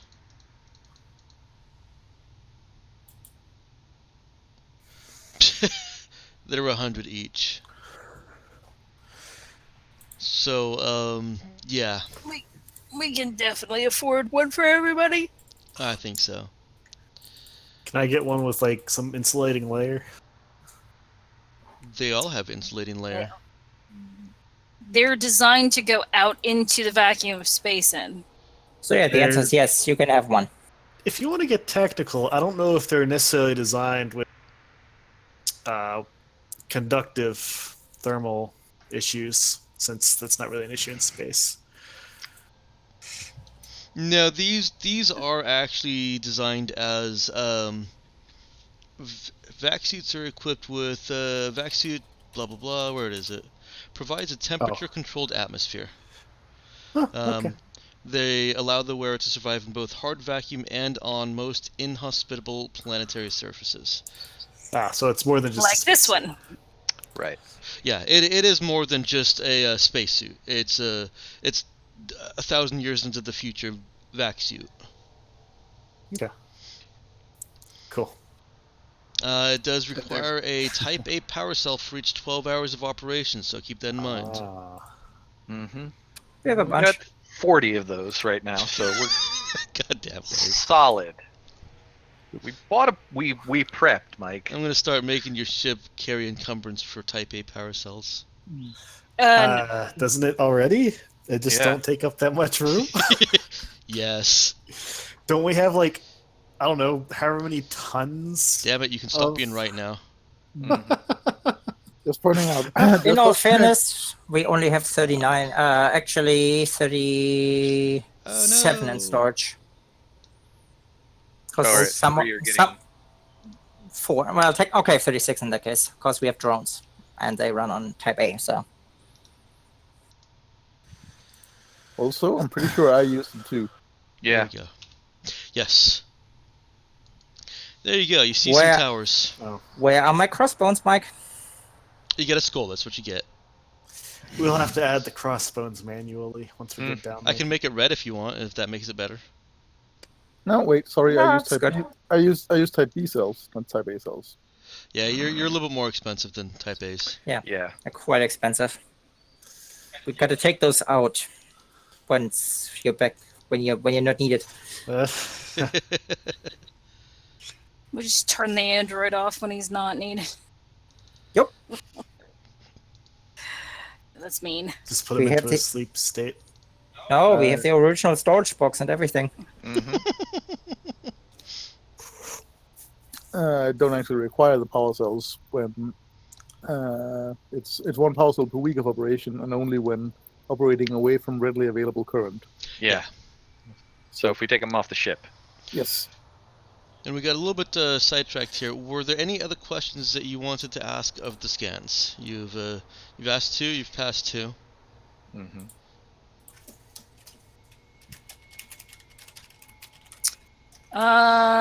Not for me particularly, no. I'll throw out also. Colleen can see again from the weather patterns that even if they had orbital lasers, the clouds and the electromagnetism created just in that cloud layer would disrupt even lasers. Oh, There's yeah, nothing always coming from that planet at you guys in orbit. Mm-hmm. Ooh, and that's similar now. All they could have is like flag guns, because missiles would just totally get Yeah. screwed up in lighting. I was gonna say, I'm pretty sure any missiles would just get detonated by the electricity cloud. Yeah, and even flat guns wouldn't be able to, unless they're able to fire shuttle-sized objects, at which point you're Right. just using the mass accelerator. Yeah, they'd need planetary rail guns Yes, and yeah. a massive power source to punch up. Yeah, you would be able to see anything that could potentially get out to the ship in orbit. I was thinking within the atmosphere against shuttles, because technically flag gun would work great well, because all you have to do is not even shoot them down. You Mhm. just have to puncture the hull. Yes, There- that's the biggest risk that you face.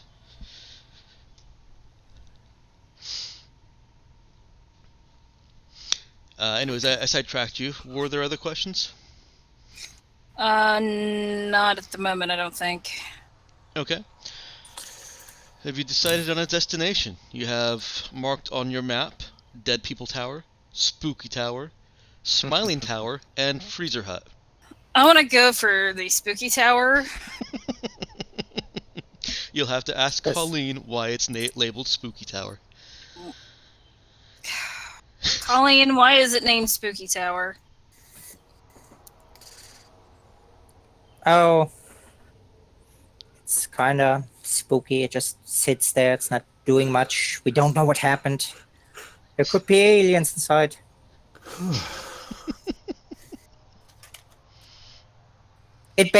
All right. It still has basically the most power of all of them, but no real sign of life. So something is keeping at least the lights on, and might doing it by itself, which is pretty spooky.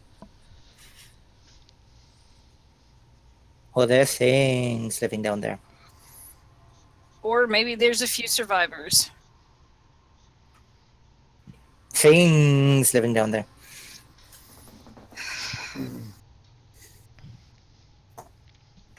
Kappa let out a slightly exasperated sigh. Hey, I don't recommend Smiling Towers. There's a piece missing out of it. That might be the easiest one for us to get into, though. It might also be the easiest one to collapse. Good point. Hey, she's your kid. You adopted her.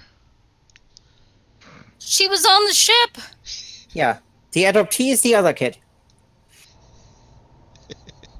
God, Mom. God, no. I don't have kids for a reason. Cause you drive everybody away. Yes. Anyway, Mm-hmm.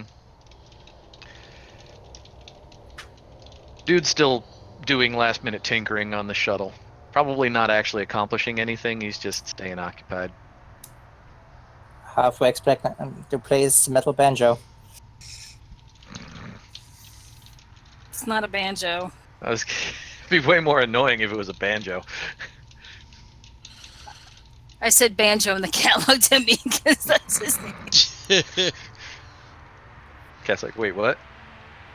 Treat? Pet? Well, in all fairness, he does want food. Speaking Alright, of so are you food, how much longer are we going today? Oh, yeah. I'm actually getting right there. Okay. That was just getting the direction you're going. So are we settled on Spooky Tower? Yep. Yeah. We do have Dead People Tower and Freezer Hut.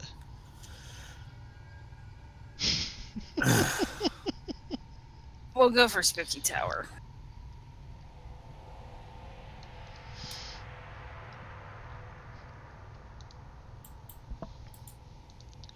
And hey, look, I'm ending on not a cliffhanger. Or am I? Dun dun dun. You always end on a cliffhanger. The shuttle. Speaking of which, I can't jump straight to that. I will need to know who is going and who is staying. I mean, dude would definitely be wanting to go. We Yes, need dude this- because he knows what we need to get. You also need Colleen. Oh, you need a pilot, even if I'm still Mhm. slightly ventilated. You can I stay mean, on we the don't ship have and to handle do the this right ventilation away. I would say more than slightly, Jeff. I mean, technically, no, but hit point wise, he's still pretty fucked up. Yeah. That's why it makes a Yeah. spooky sound when he inhales, when it whistles through the holes. I haven't had a drink I haven't had a drink since yesterday. Watch. Takes a sip and then it just kind of leaks out. Uh-huh. The mask style. Oh, yeah. Just waiting for Nemo to put a finger into it. And, curious. Puts the finger back out, puts the finger back in.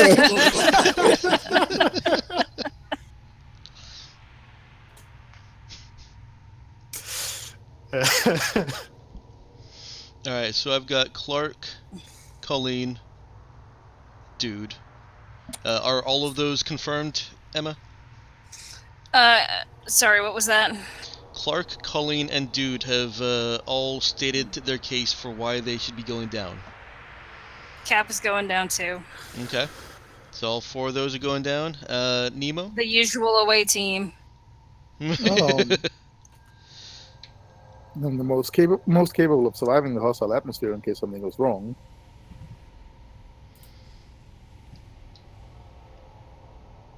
In case something goes wrong, we all have bigger problems. But if someone needs to stay behind, then I suppose I could do that. I mean, we can have Tom man the shop. Direct the cleanup detail.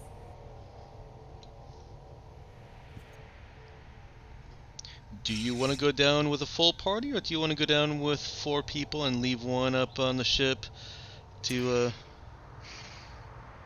keep an eye Well, on we need things? to we need to leave at least one person up on the ship. You do have Tom, I was Yep. gonna say we've Yeah. got our ship marker. but Why Tom is is that? also Right, but- Isn't Mel? Aren't you out next week? Yes, I am. Oh, well, there we go. Yeah. The reason that I'm not hesitating but questioning what you do with Nemo is because, yes, Tom is on the ship, but he has now taken on additional duties of crew wrangling. Yep. He's now your crew captain. Well, secondary crew captain, I guess you'd say. Crew leader.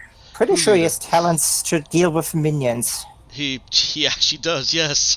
he's actually very good with minions. So yeah, he's your crew leader now.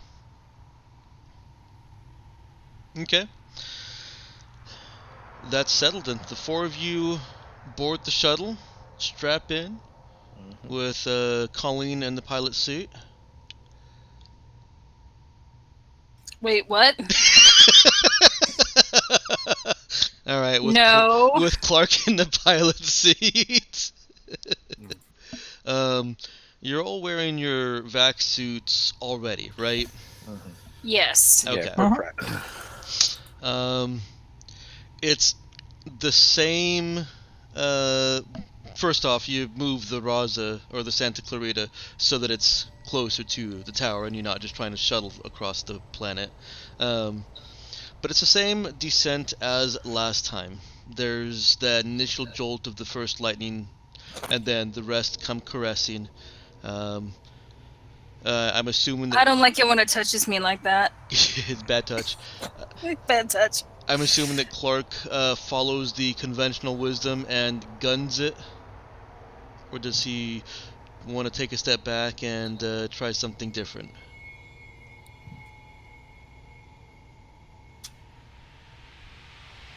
Jeff, you may be muted. No. I'm not muted. Okay. He's thinking. No,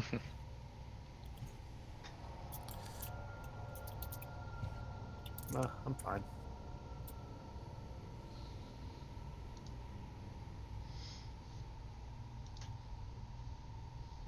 You there, Jeff? You with Yeah, I'm us? Okay. I'm here.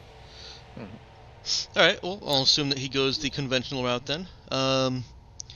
Clark guns it once he gets into the cloud, and you break through the cloud surface and all the lightning as soon as the bad touch all stops. Hard braking into the atmosphere so that you don't just plummet to the ground. And in front of you, a little bit off in the distance, you see Spooky Tower, aptly named because the lights are on every floor. It certainly looks like it's occupied, but according to Colleen's analysis of the energy readings, there isn't enough power going through that tower, at least compared to other towers that you know have people living in them. So And ideally, the lights are on and no one's home. ideally, the lights create a bit of a refractive glow against the ice that has started to creep up and climb up the tower. And I'll leave it with that kind of feeble cliffhanger, but it's the best I could do with what you gave me.